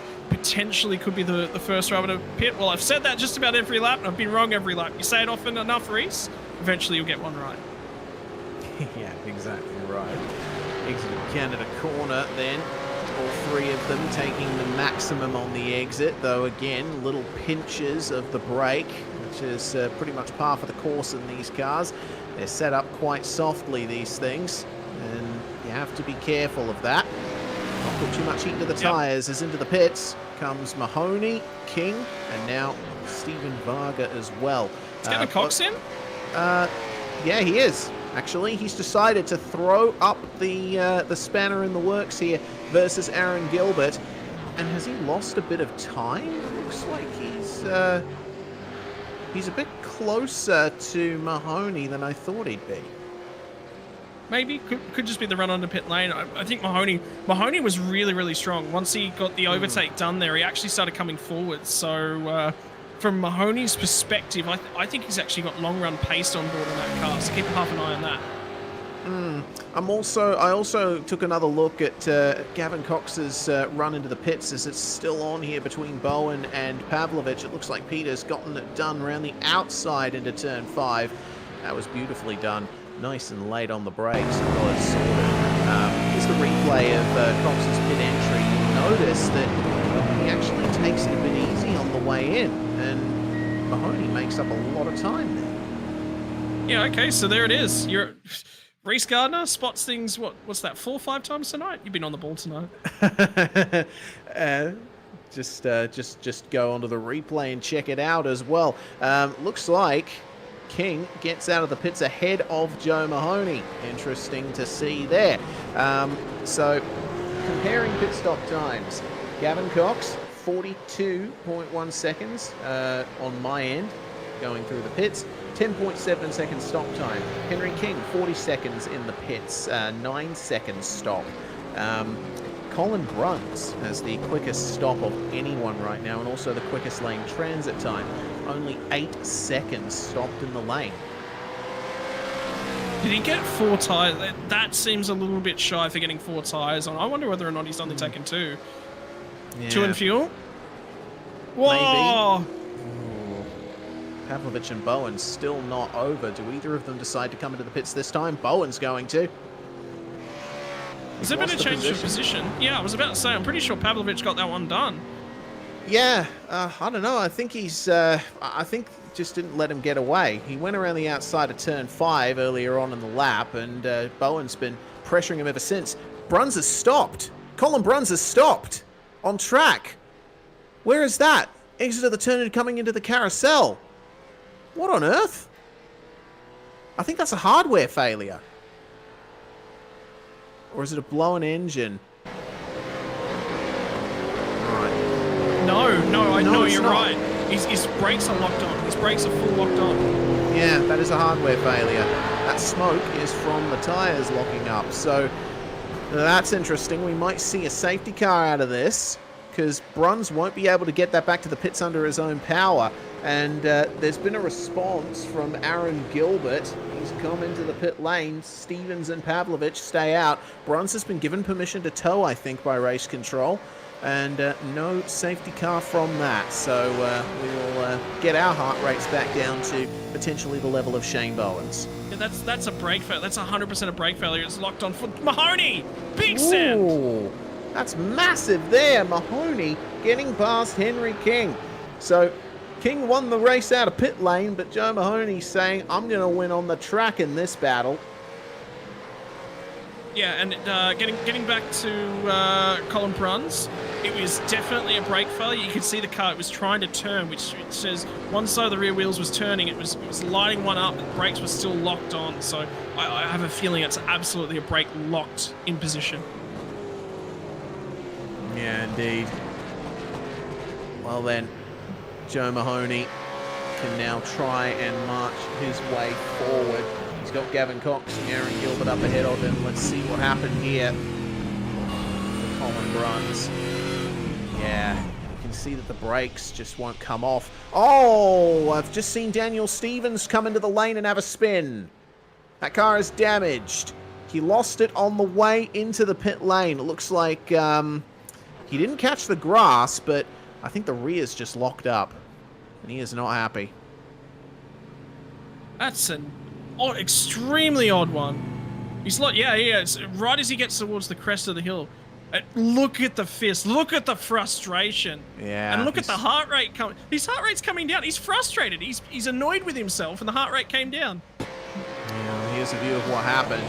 So, potentially compression lock, the downshift. Either way, it's a very uncharacteristic error from Daniel Stevens. That's going to cost him a boatload of time as well, and track position. Where's he get back at? He's 6th at the moment, just in front of Stephen Varga, but Varga's going to arrive on scene with a host of speed that he's not going to match. Yeah, especially considering he's still carrying that damage, and I mean, I suppose he's going to use this lap to just see how the car feels, and if it's still too damaged to get any more pace out of it, he'll bring it back in. Still not over between King and Mahoney. Henry chasing him down, coming into turn 5, but nothing doing for the time being. Both of them having a bit of an issue with car stability there. Yeah, they're both racing really, really hard, pushing the car to the limits, and, you know, so easy to step over that, dip a toe over the limit in the supercar, and the thing tries to beat you up. grabs you around, slaps you about the head, and says, "Hey, no, you've got to wrestle this thing. You've got to drive it straight. You've got to drive it smart." And you really, somebody said the best piece of advice I ever got about supercars was tie an imaginary piece of string between your steering wheel and your pedal. Whilst ever one's pushed all the way in or one's got a whole bunch of steering lock in, the other one can't be full on. So the more steering lock you add in, the less throttle. It's sort of lean and toe. As you add more steering, throttle comes off. As you add more throttle, steering opens up. That's what they mean about the string. And for the moment, Gilbert's got control. So the undercut didn't work from Gavin Cox, but he's still there and thereabouts. The problem being, again, has pace at the back end. I believe you're back with us, Reese? Yeah, I am. Sorry. I think I accidentally misclicked and muted my mic for a second there. Yeah, I think you did. But Cox he's going to have pace again at the tail end of this race. The problem is going to be getting far enough up alongside to get past him. Yeah, and I think now that Aaron Gilbert is in the rhythm, it's going to be tough for Cox to catch up. I think Cox is in the championship fight. You know, obviously he's got pace and he's gotten wins throughout the season, but Gilbert has been generally the faster of the two. He's just struggled for results in the mid to late part of the season, and he's been holding on by a thread to that advantage that he holds. For now, Gilbert has the younger tyres by only a lap, but that could be enough to make a difference. You know, that's what he needed as well. I just don't. You're 100% right. That pit lane entry and exit, there was time lost there. I don't think the outlap was necessarily as critically fast as he needed it to be. He needed to tick all those boxes. When you go for an undercut strategy, you are betting everything on having a great entry, a great exit, a great outlap. If you don't, all of a sudden that one extra lap, we talk about it in NASCAR all the time, one lap on those tires, so critical in terms of being able to get the job done. He just missed that marker. I think you were 100% right. That pit lane entry has cost him so much. Yeah, it has. Pavlovich, meanwhile, he has decided to go long in the first part of the race. Remember, he was battling with Shane Bowen earlier on. Now Bowen is back down in 8th place with his teammate Nick McMillan. So if Pavlovich can nail this, he can certainly come out in their vicinity, but 9 laps now complete on that set of tyres. Has Pavlovich missed a trick here? Should he have pitted a little bit earlier? At least he'll have a lot to fight with in the last few laps as he takes his compulsory pit stop. Bobby Jovanovic, still the quickest car on track here, down in 10th place though. Not much of a chance of catching up from there. All right, here's the stop then for Pavlovich. Here is Aaron Gilbert making his way back through into the lead with Gavin Cox still chasing him down. The time spent in the pits for Shane Bowen, 45 seconds with around about 11.5 to 12 second stop time. So that's the numbers that Pavlovich will want to hit. He's already down off the jacks. It's a 10 second stop. Looks like Bowen has his way past here. Oh no, he's actually cleared him. Pavlovich has come out a long way ahead. Okay. So there's obviously been some kind of an issue for Bowen that we unfortunately missed, because all things considered, where we saw them last, Pavlovich should be right with him. And the other thing is that Daniel Stevens down the road still with that banked car as well, so he's still hanging on to that one. So yeah, you're 100% right, but something's happened. I might go digging through the lap, see what I can pull up. Yeah, you go and do that, because I'd be interested to see what happened. In any case, Pavlovich has gained a massive advantage over the Cobalt teammates, and Dan Stevens could be walking wounded here. He's been setting 2:08s, which is still pretty on point for drivers drivers outside the top 3, and it's still quicker than everyone chasing him.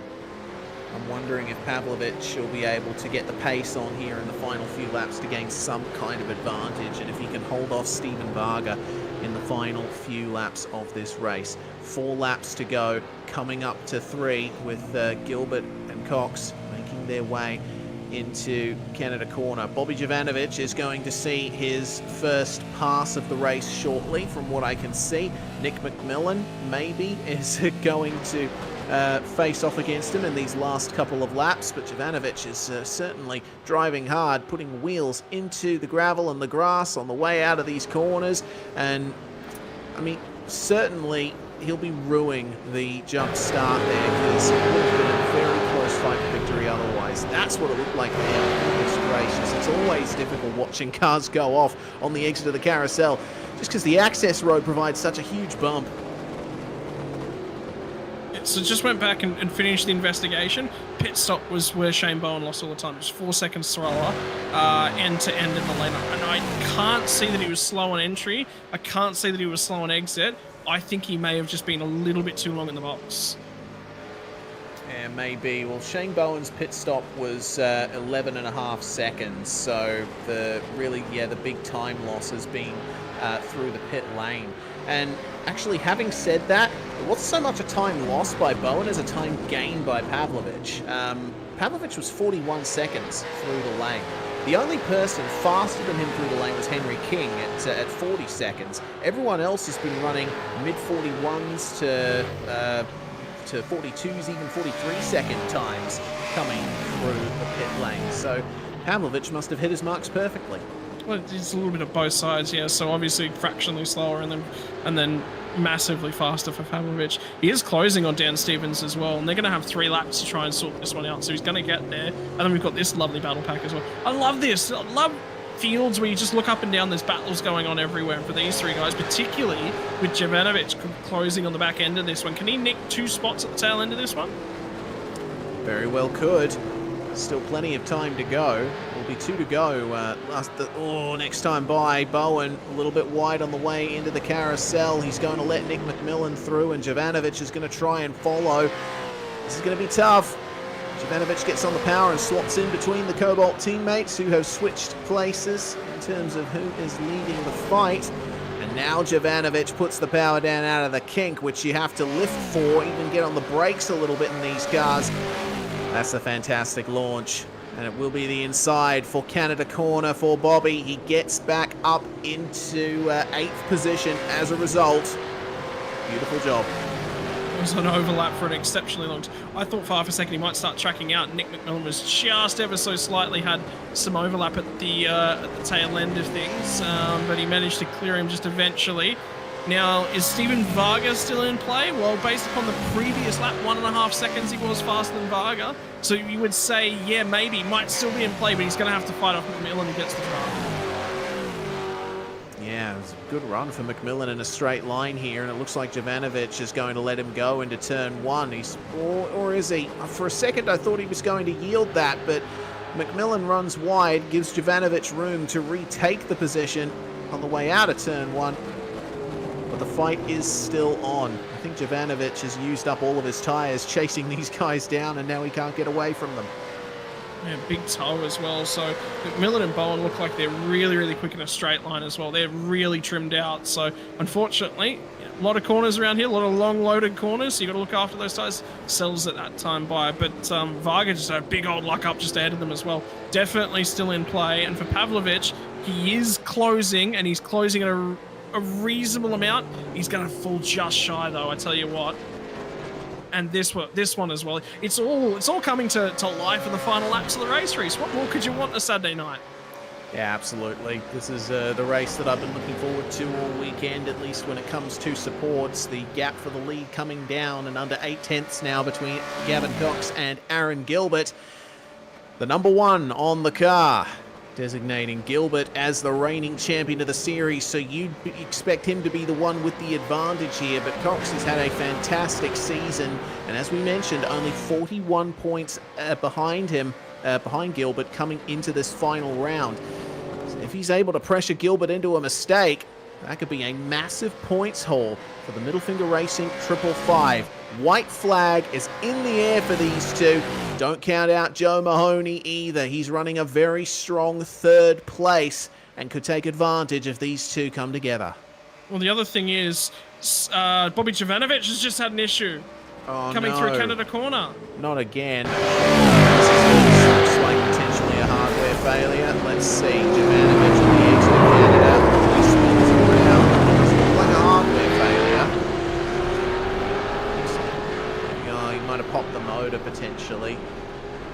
He's got a mechanical black flag, so I think maybe just a bit too aggressive on the downshifts. That's such a shame for our pole sitter.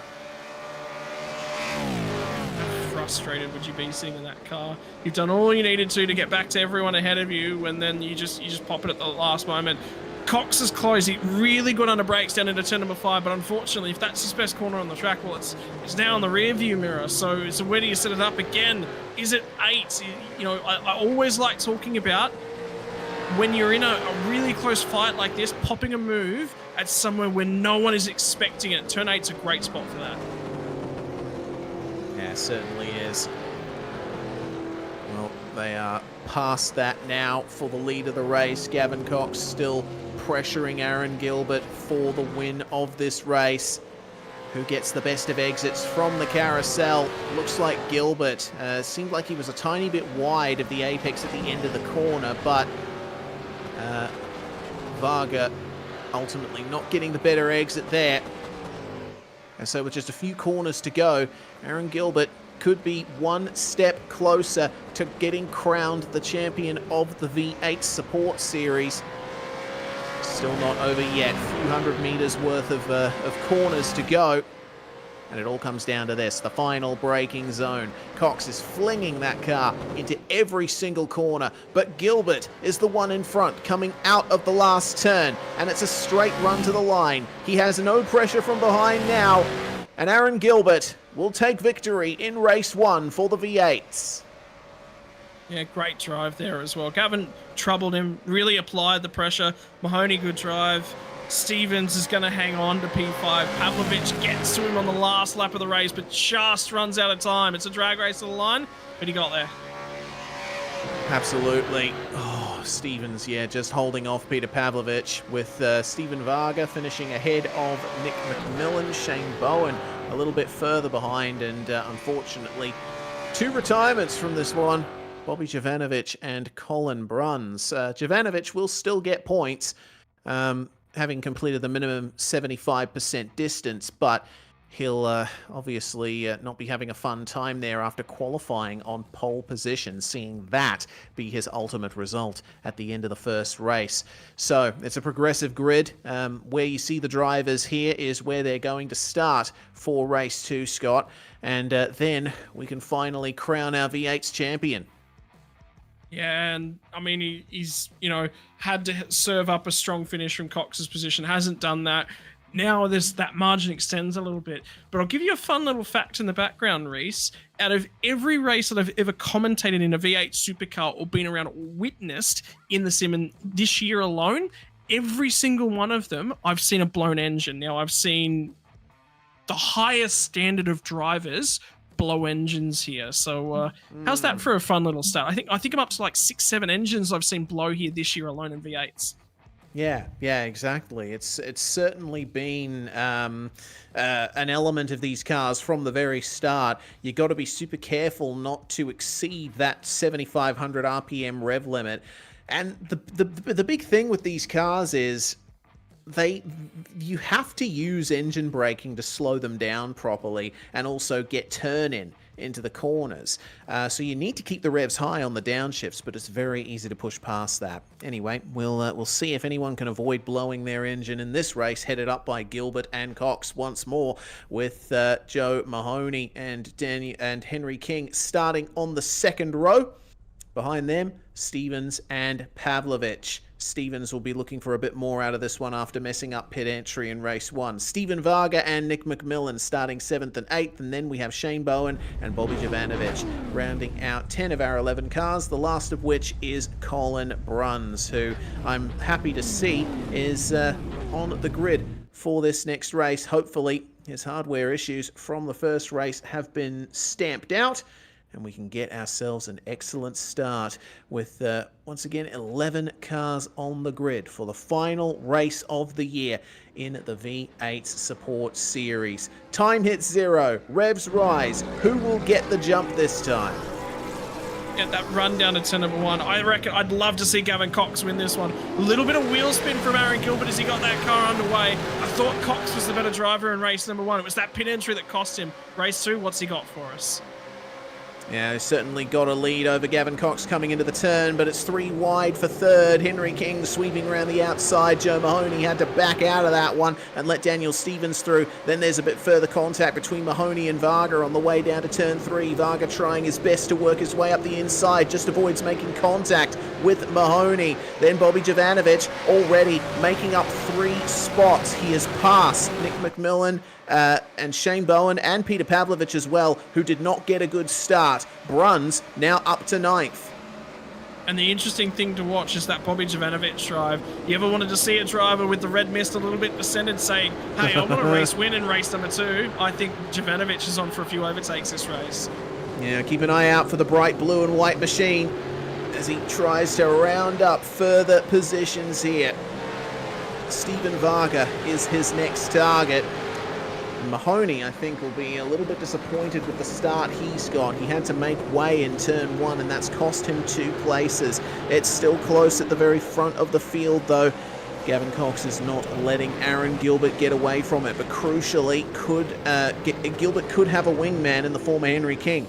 Conversely, Daniel Stevens is in 4th place and could help out his teammate Gavin Cox as they come through the kink for the first time. Doesn't it just feel a little bit Mercedes Red Bull like? A little bit like that Formula 1 strategy battle. I'm going to zig, you zag. I'm going to try and pull you around a little bit in terms of the strategy. Don't forget, Mahoney, I think, was one of the better drivers on the older road. Cox and Mahoney were the 2 drivers. Oh, my word! Wow, Jovanovic way too deep into Canada corner, and it looks like there's a problem for one of the Cobalt cars there. That was Nick McMillan, I think, that went a little bit wide as well, potentially in reaction to what was going on ahead of him. Yeah, Daniel Stevens was all out of shape as well. Grabbed a whole bunch of gas pedal and stepped that thing sideways coming off of Canada. He's going to be vulnerable to Mahoney here. Yeah, he absolutely is. Here comes Jovanovic, meanwhile, trying to get the position back once more from Varga. He was a bit too deep into Canada corner. This time he nails the braking zone for turn 1 and parks it on the apex to get up into 6th. Then Mahoney ahead gets past Daniel Stevens on the exit of turn 1. So the race on Oscar is the spanner in the works in the battle between Middle Finger Racing and Henry James Racing. Yeah, check this out. This is going to be the replay. There was side by side. Oh, it was 2 by 2 by 2. Well, all be it Aaron Gilbert was in the lead. Down the inside goes King.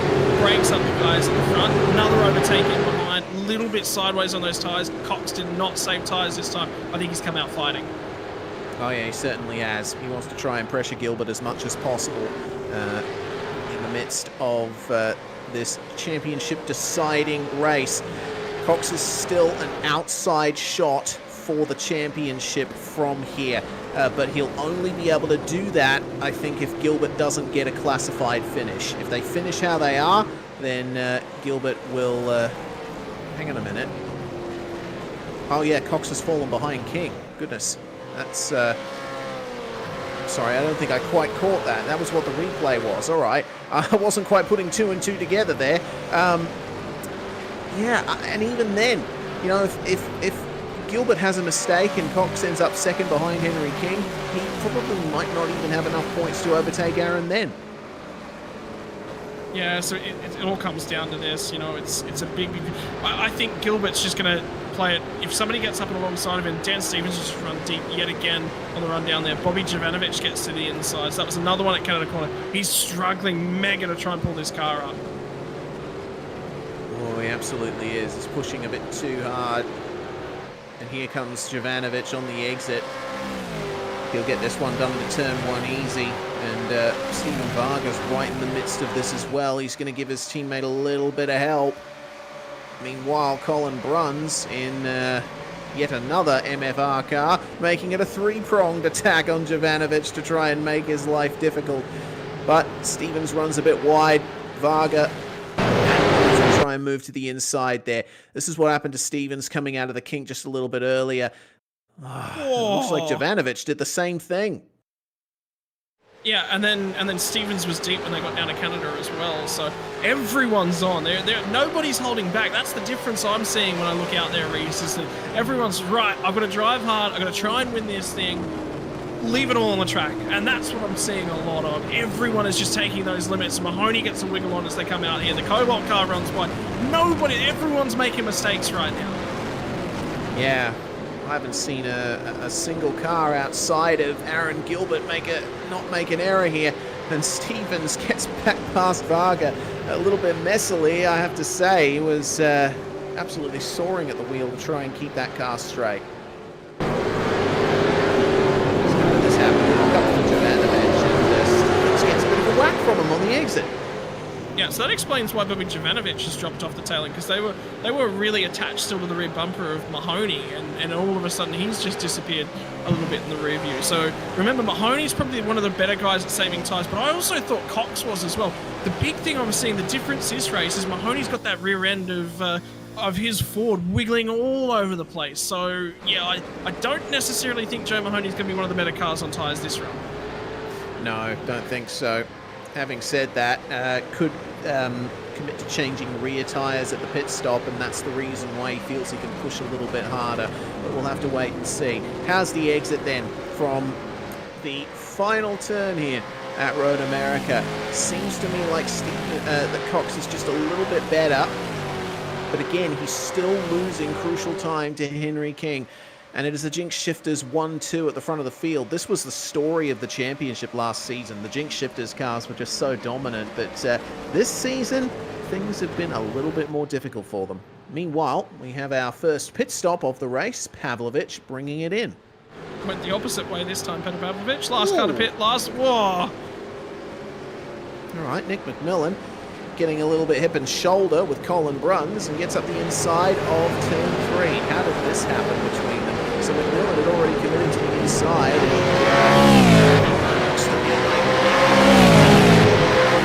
I don't necessarily think Team. I think he's really just gone on that gas pedal quite aggressively. Yeah, I think there was no contact. They all got through there nice and simply down the inside. That'll be contact. Well, that absolutely will. This is quite interesting between Jovanovic and Stevens as Dan locks up and Bowlby goes on through. And have a look at that. The Cobalt car of McMillan is going to make himself a part of this fight too. Gets past Stevens and looks like, well, it's Stephen Varga, sorry, that we're looking at the moment. My apologies. Wow. I mean, how much longer is this going to go on? I know that we're only on lap 4 of 13, but compared to race 1, the action is going on a lot longer than I thought. I think it's just going to continue. Remember what we just talked about, everyone making mistakes. Well, that all kicked off because Stevens locked the front brakes, and he's been doing that a lot this run. And we also said in that first race, he looked like he was pinching a lot of front brakes as well. I think he's burned his front tyres off. Normally, a lot of problems with the rear tyres. I think this time by, Dan Stevens has done a lot of damage to those front tyres. Yeah, for sure he has. I mean, the gloves are completely off here in the final round of V8s for 2023. Varga is the one leading the train here. Now, do any of these guys go for a stop? It looks like someone ahead is going for a stop, and it's Joe Mahoney. Meanwhile, dipping into the lane is Varga, but everyone else stays out. Mahoney needs a good... He's on. He's being quick. This is going to trigger the overcut scenario. Who's going to stay? Jovanovic, Jovanovic might go long here. I don't think that's a bad idea for Jovanovic. And if he does, he might actually really play himself back in.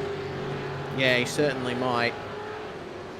He'll have to commit. I mean, he could drive hard and catch up to Cox, King, and Gilbert, but as things stand, yeah, I honestly don't know.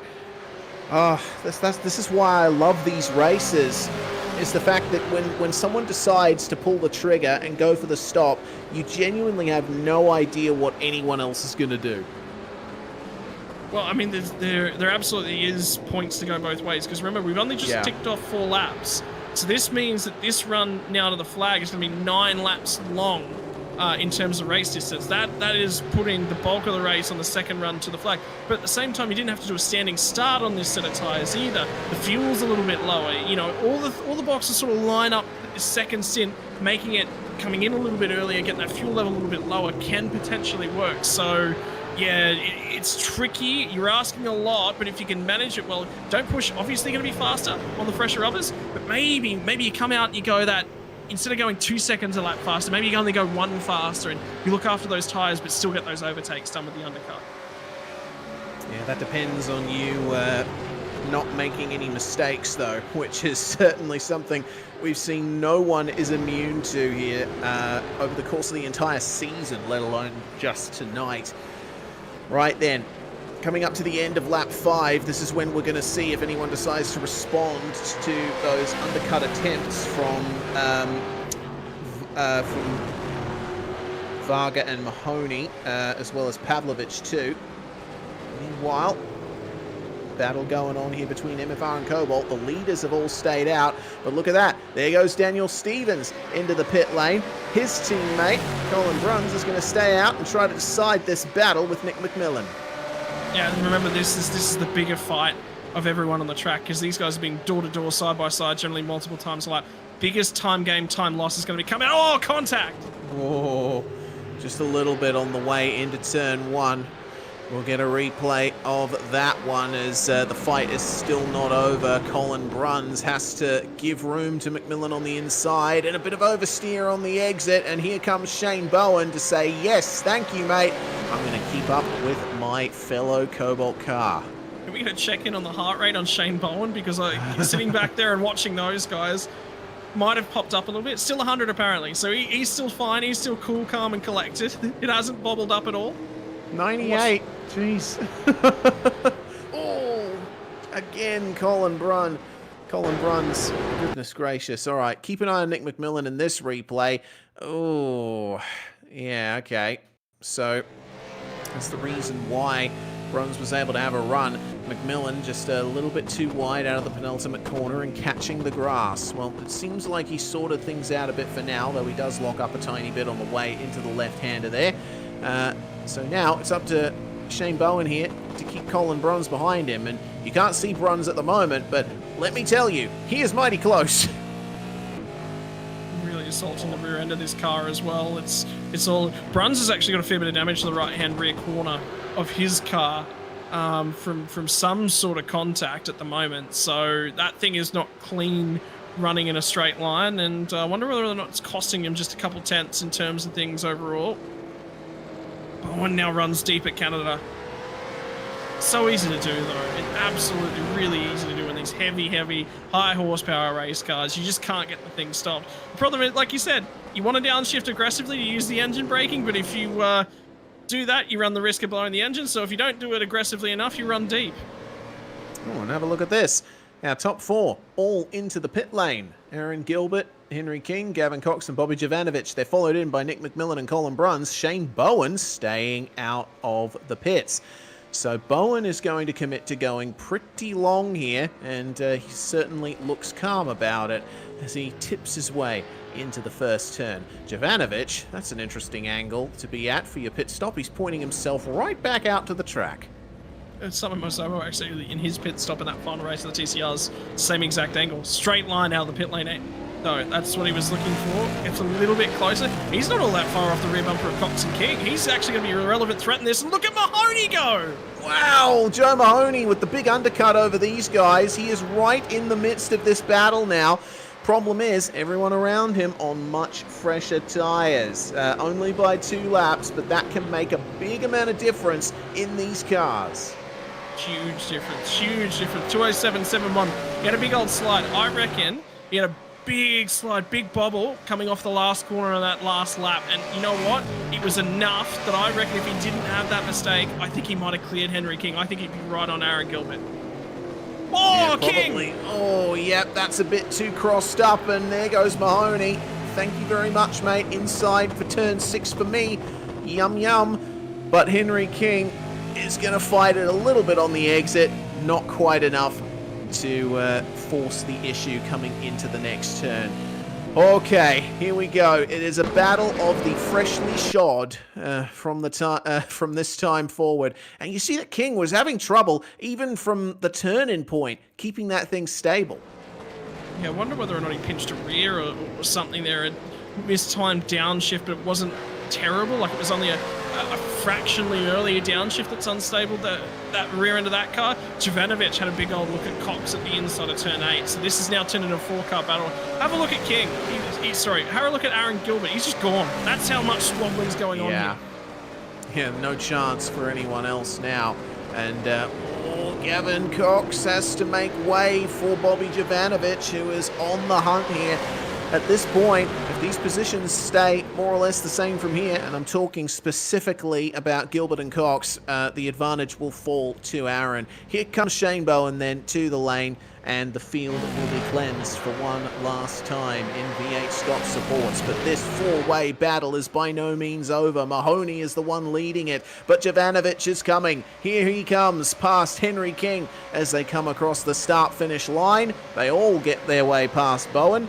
And where is Shane going to come out in the battle with McMillan, Pavlovich, and Bruns is the question. Jovanovic through on King at turn 1, nice and easy. Here comes Bowen out of the lane, and it looks like the undercut has worked out there for Bruns and Pavlovich. There's no chance that Bowen's going to stay in touch with them there, unless he has a great run of laps to the end. I mean, every opportunity to potentially do so. Unfortunately for him, in through the stop, out the other side, wasn't all that quick. Pavlovich, something's happened to him for him to drop that far back. Went for a massive undercut in terms of the strategy. Hasn't paid off from his perspective. But how about this drive from Jovanovic? We said the red mist might descend. He's up to third. Was that a whack? That was a big old whack. Oh, yeah. Things are starting to get a little bit feisty in this battle, if it wasn't feisty enough already. And Mahoney, remember, on the oldest tyres in this pack. He pitted at the same time as Steven Varga back in 6th. And Jovanovic is trying to find every way past him that he possibly can. A lock-up from Mahoney. We've seen plenty of those tonight, and that could spell doom for his second position on track. Yeah, he's pinching the brakes at every corner. Look at the drive on the mid-corner that Jovanovic is building on him. He's harassing him. He's just going to wait for the right opportunity, set it up for the right opportunity. I think from Jovanovic's standpoint, he's wanting to get underneath him too soon. Now he's wide at the kink. See, he wasn't patient enough, didn't set it up well enough. He was quite close to him at the kink, and instead of setting the corner up, he was more focused on Mahoney. Oh, here comes Gavin Cox past Henry King. He gets it done. And Jovanovic is tapping Morse code on the rear bumper of Joe Mahoney. If this battle continues, then that might be the chance that Gavin Cox needs to get a few extra points and perhaps narrow the margin to Aaron Gilbert's points lead. Yeah, I'm just going to have to look up what the Morse code is for move, because I'm pretty sure that's what he was tapping out there. Yeah, definitely did it quite quickly too. Maybe got a few characters out of the way in a single hit. Either way, he's going to pick up the slipstream coming up to turn 1, but Mahoney is diving so deep into the turns here. Jovanovic cannot get by him. Yeah, so quick fun fact for you, move is spelled dash dash, dash dash dash, dot dot dot dash, and dot to end it off. So a lot of dashes there at the start, and I think there was a lot of long contact periods in the rear bumper. So yeah, I definitely think he got the M and the O out. Here comes the V. Yeah, absolutely. Is it going to be a V-shape line into the corner for Jovanovic? Looks like it'll be somewhat approaching that. Another small whack to Mahoney on the way into the corner. Tell you what, Gavin Cox is loving this. He's right on the back of Jovanovic now, and they've got the twisties coming up. Mahoney a little bit deep. This is going to give another advantage to Jovanovic. He won't be able to get through here. What about at the next braking zone? Oh, he's right there. He's all over him. He covers it. Mahoney covers it. Great defensive driving. Now it buys Cox into this. Oh, boy. Break out the sodas. It's time to settle in. It's time to finish the season off, and these boys have just set the track alight. Oh, they have. This has been a very entertaining fight to end off the V8 season. Who says you need 30 car grids for entertaining racing? Jovanovic had a little bit of an oversteer moment on the exit of the carousel, and that's given Mahoney a bit of breathing room. Let's see if Gavin Cox and Henry King will be able to work together to fight up there. It looks like they won't. King goes for the move at Canada Corner, and he locks up the rears a little bit. Cox is going to see him coming and give him room on the inside. King, a very wily racer. He knew to keep the line tight to avoid contact. He's going to complete the move round the outside through the penultimate turn. Yeah, that buys Jovanovic some time, though, and for Henry King, watching all that unfold, that was big wiggle out of the last corner as well. Lots of problems getting the power down. The issue I see with that one was that Henry King was wise. You're 100% right. Wily old racer. Looked up the road, saw it, knew that his tyres were ailing, but if he could get by Gavin Cox, that checks him up, gives him every opportunity. He's always going to finish 5th place here as Henry King. That's the worst I think he can finish, but he had a go at 4th, and that was a great go at it too. Is going to keep it for just a few moments more. I think King will just hang back a tiny bit, plan his next move. They still have 4 laps of racing left in this season of the V8s. And keep an eye on Bobby Jovanovic too. Will he be able to make his way past Joe Mahoney for 2nd place on the road? Pokes his way towards the inside of turn 5. Mahoney will see him coming and go wide. Now what he could have done there was go for the over-under and try and get up the inside of turn 6, but he's going to think better of it this time. Maybe do it at the exit of turn 6. No, not quite. That's going to be Jovanovic up into 2nd place. Question is, can he catch Aaron Gilbert by the end now that he's been unleashed?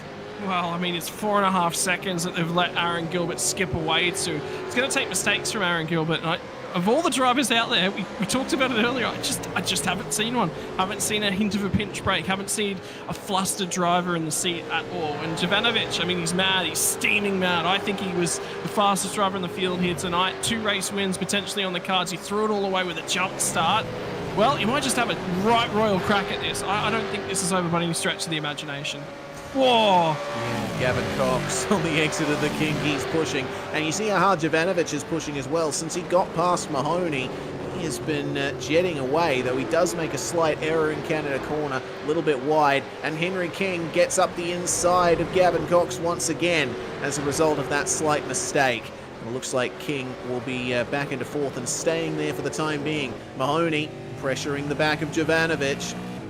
Don't forget, Mahoney's tyres, they are 2 laps older than Bob Jovanovic's, so he doesn't have as much to fight with in terms of grip, but he's going to have a go at turn 1 here. Can he get it done around the outside? That's a lot of straight line speed there. That's not a lot. That's an insane amount is how much straight line speed he had right there. That might be the difference between the 2 cars. And I was just sitting there thinking and looking at things. Jovanovic is just mad, steaming mad, fractionally mistake, fractionally deep. You know who's a big Henry King fan right now? Joe Mahoney. Because I think if Gavin Cox can get clear at King, all of a sudden this becomes a 3-way fight for the tail end of the podium. It absolutely does. Here comes, you see in the distance there, Jovanovic poking his nose out again for a move up the inside of Mahoney, and Cox gets up the inside of King into the same braking zone. Has Jovanovic gone too deep? Mahoney goes for the crisscross maneuver. There's a tiny bit of overlap. Jovanovic moving over to cover him. Oh, that was close. Yeah, now it's getting cheeky. And have a look at Cox. Cox got back by Henry King. He's going to buy back into this because they were squabbling over it. Gilbert's gone. He's now done. There is no way without Gilbert running off the road that he's going to be chased down now. So this now becomes about 2nd place. And Mahoney's got pace. We've already seen it. Quick in a straight line. Gavin Cox is brought back into this argument. Keep your eyes in that rearview mirror because Stephen Varga's getting closer as well. Yes, it'll be interesting to see what the lap times of everybody is at the end of this lap. If you want to talk about previous lap times, Varga still running in the high 207s. The only other car running in the 207s is Aaron Gilbert. Everyone else running low to mid 208s. Fighting, squabbling, position swaps, forcing each other offline. There was a lot of blocking on that lap from Jovanovic. And now look at Cox. Look at these tyres from Gavin Cox. He's really starting to close up. And now it's Mahoney. Mahoney's lost his toe. He's lost his advantage. He's got to get a great run off of this last corner or he is mega vulnerable into 1. He absolutely is. And Gavin Cox running a little bit wide, though, in the final turn. Could leave him open to an attack from Henry King. Seems like Jovanovic has managed to break free of this battle for now. 2 laps to go for all of these drivers, and now it is between Mahoney, Cox and King for the final spot on the podium here at Road America. How much of a gap is Stephen Varga going to be able to make up? He ran a 207.7, but having said that, Gavin Cox, 207.25. He was the fastest car on track last time by. Yeah, massive amounts of speed. Remember what I said first run? He looked like he was wiggling the rear end of that car all over the place. Well, this run, he's cleaned that up. He's been a lot straighter, maybe fractionally less pointy car, but I think he's been more disciplined on that throttle pedal. Great adjustment from Cox. Oh, a little bit of a lock-up once again from Joe Mahoney. That's been something we've seen from him all night, and that could prove to be his undoing in this battle. Just those little spots of overheating on the front tyres. It's going to be so difficult for him to pull that thing up in every braking zone thereafter. And you see how much ground Gavin Cox is making up. He is managing to brake later than Mahoney and not lock up the tyres at all. It's beautiful to watch. Yeah, classical case of driver skill, overheated tyres. It's one of those things. You talk about it in terms of V8 supercars. Once the heat goes into the tyre, it is nigh on impossible to get that heat out. So that's why every pinch, when you talk about it, I got a good opportunity to chat to previous series when we were V8 veterans. His name's just gone off the top of his head. I know his first name's Scott, and look at him harassing the rear bumper, but he said micro lockups. Scott Gamble it was. He said micro lockups. That's what I'm looking for. When I'm trying to improve as a driver, the one thing I have to remove from my driving is micro lockups. And he's talking fractional of a second micro lockups. That's what puts the heat in the tyre. Yeah, absolutely. What a great run into the final corner there for Gavin Cox. His strength is definitely entry into corners. One more lap to go for Aaron Gilbert at the front of the field. Jovanovic back up to second after starting dead last. And the fight is still on for third here in the slipstream for Gavin Cox. He gets up the inside of Joe Mahoney, at least has a look. He's not close enough to get it done. He'll be hoping that he's unsettled Mahoney enough that he could have a run into turn 3, but he's compromised himself. Henry King is on his way. Oh, look at that big dive from Cox. Is he too deep? Mahoney locks up as well. All three of them locking up into the third turn. My word, they're all on for it. Cox wasn't far enough up to try and get that one pulled up. I still think Mahoney's running less wing, and you can see it in the braking zones. That's where he's vulnerable. Now he's got this mega straight line car. Can he get down the inside? Well, he's going. Oh, he is, but has he gone? He has. Mahoney spins it on the way into turn 5, and the podium fight is over for him. It's not over for Cox or King, though. Mahoney stalling it. He has fallen all the way back to 8th place, and he could get passed by Colin Bruns before the end of the lap as well if he can't get back up to speed. Now Henry King is looking for a podium here on Gavin Cox, who is running second in the championship and should secure that coming out of this round, no matter where he finishes. The question is, will King be able to get the move done at Canada Corner? He's already had a few lobs at it, and it hasn't been successful so far. And will definitely not successful as the run out of the carousel. He'll have to rely on the exit of the kink to really get it done. Cox keeps it on the curb.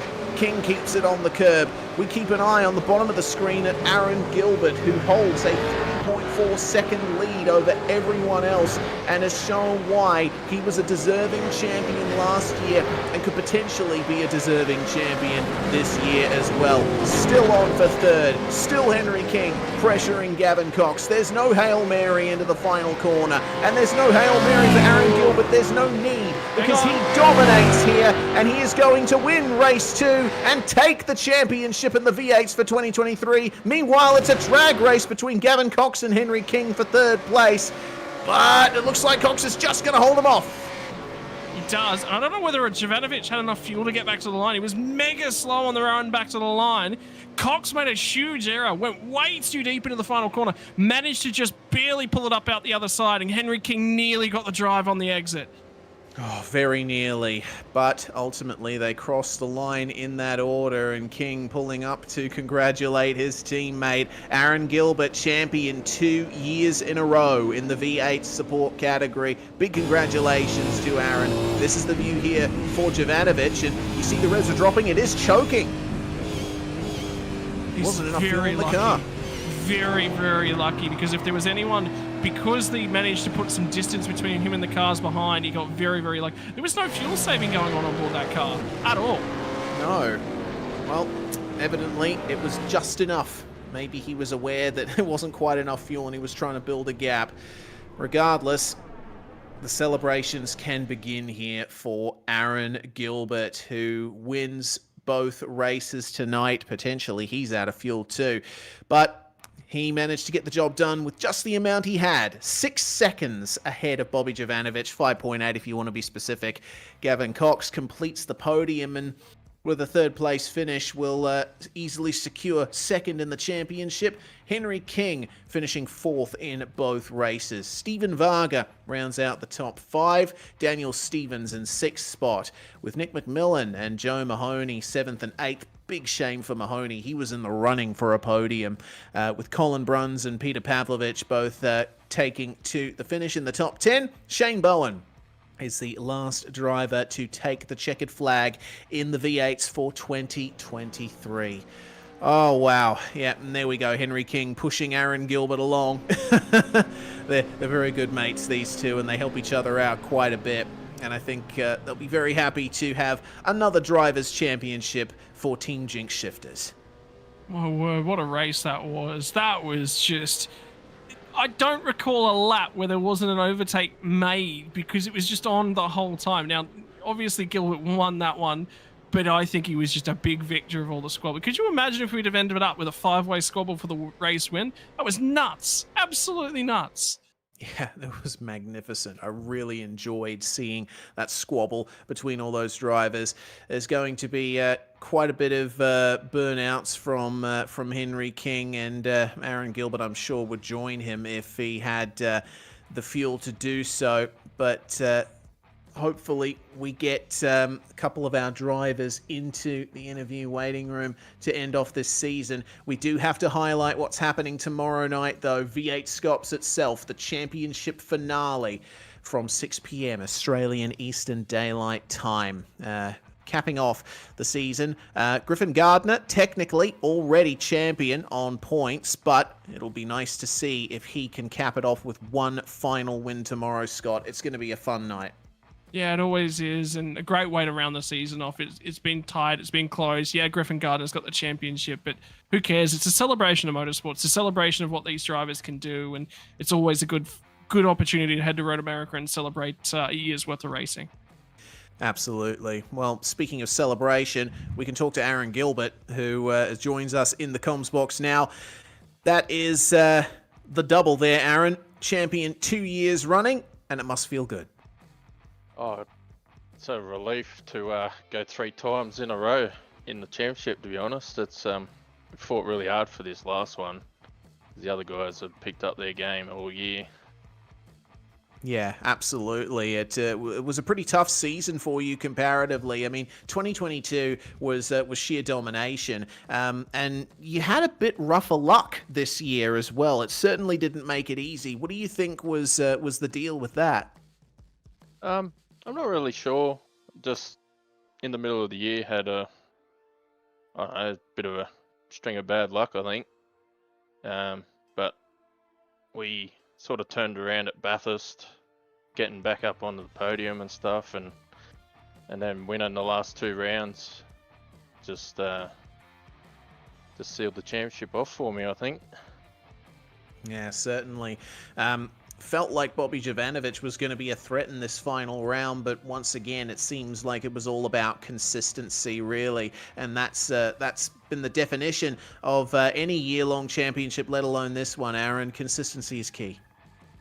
Sure is. Yeah, Bobby, he's a wild card for the last 2 rounds, and he definitely got some really good pace, but he's just had a bit of bad luck in them last races, so hopefully we'll probably see what he does in Scops next year if he decides to do it.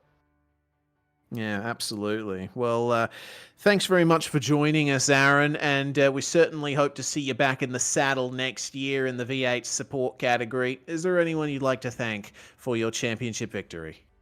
I'd like to thank Jinx Shifters, been our sponsor for 3 years on the car, and I've got 3 championships for them now, so that's really great. Wilson's Industrial Sales, Ratu, Racecraft, and all the guys in HJR. There we are, 3 in a row for Aaron Gilbert. That is a very deserving champion indeed. And Scott, you've had a chance to catch up to Gilbert's teammate, Henry King. 4th in both races. A strong result to round off the season. Mate, that looked like just about the best fun that you can have on a simulator on 4 wheels that I've ever seen. That second race was one for the ages. It was this way, it was that way, positions changing corner by corner. I don't think there was a lap where the position stayed the same in that bunch of 4 cars lap to lap. The battling with both the middle finger cars and Mahoney tonight, well, throughout the whole year has been pretty epic, to be honest. Irrelevant of what car we're in, whether we're in the supercars or the 286s, the battles have been great. When we've got a pack together, it's been brilliant. I'm looking forward to next year.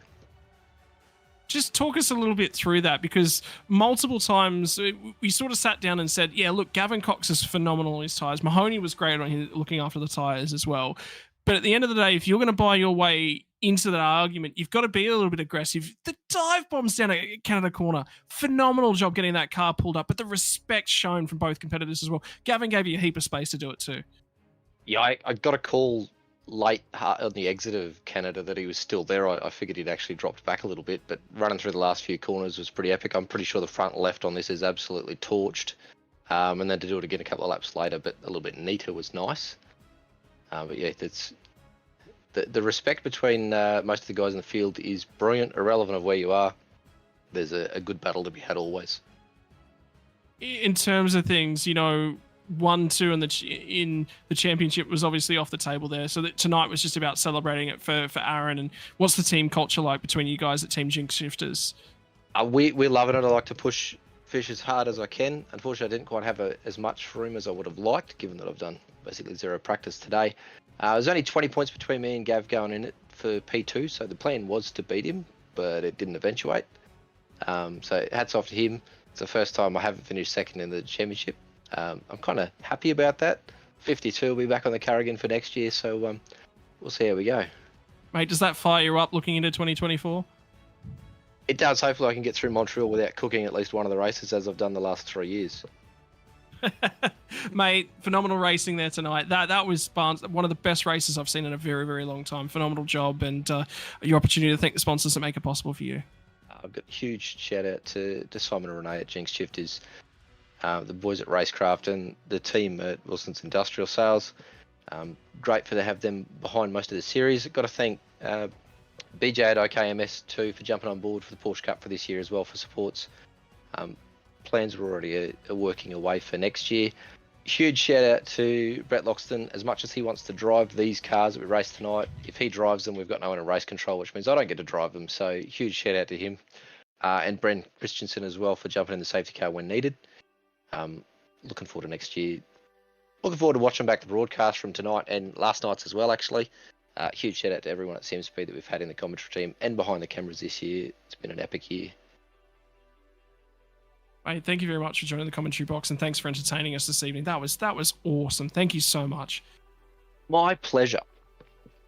Beautiful stuff there. Henry King going to round things off here for V8SCOPS supports. Wow, Scott, that was like you said, that was absolutely fantastic. But we should remind you all, it is not over. V8SCOPS is starting at 6 p.m. tomorrow night. If you're living in the east of Australia, that's 3 p.m. if you're here in WA like me. Man, we've had 4 seasons capped off in the last 2 nights. Sorry, 5. I've completely messed up my numbers there. But we have one more to decide. And yeah, mate. Go on. I was just going to say, are you telling me that's only the curtain raiser? My word. Scops is going to be nuts tomorrow. Oh, absolutely it is. It always is. There's always some kind of drama that goes on in Scops. What drama is going to be and who's it going to involve, we have absolutely no idea. But the home of the finale for V8SCOPS is Road America, and we're here to cap off another season this weekend. I'm Reese Gardner, Scott Rankin with me in the comms box. We want to give a huge thanks to Wilson's Industrial Sales and OKMS Media and Graphics for their support of the V8SCOPS support series over the course of 2023. It has been a great year with you guys.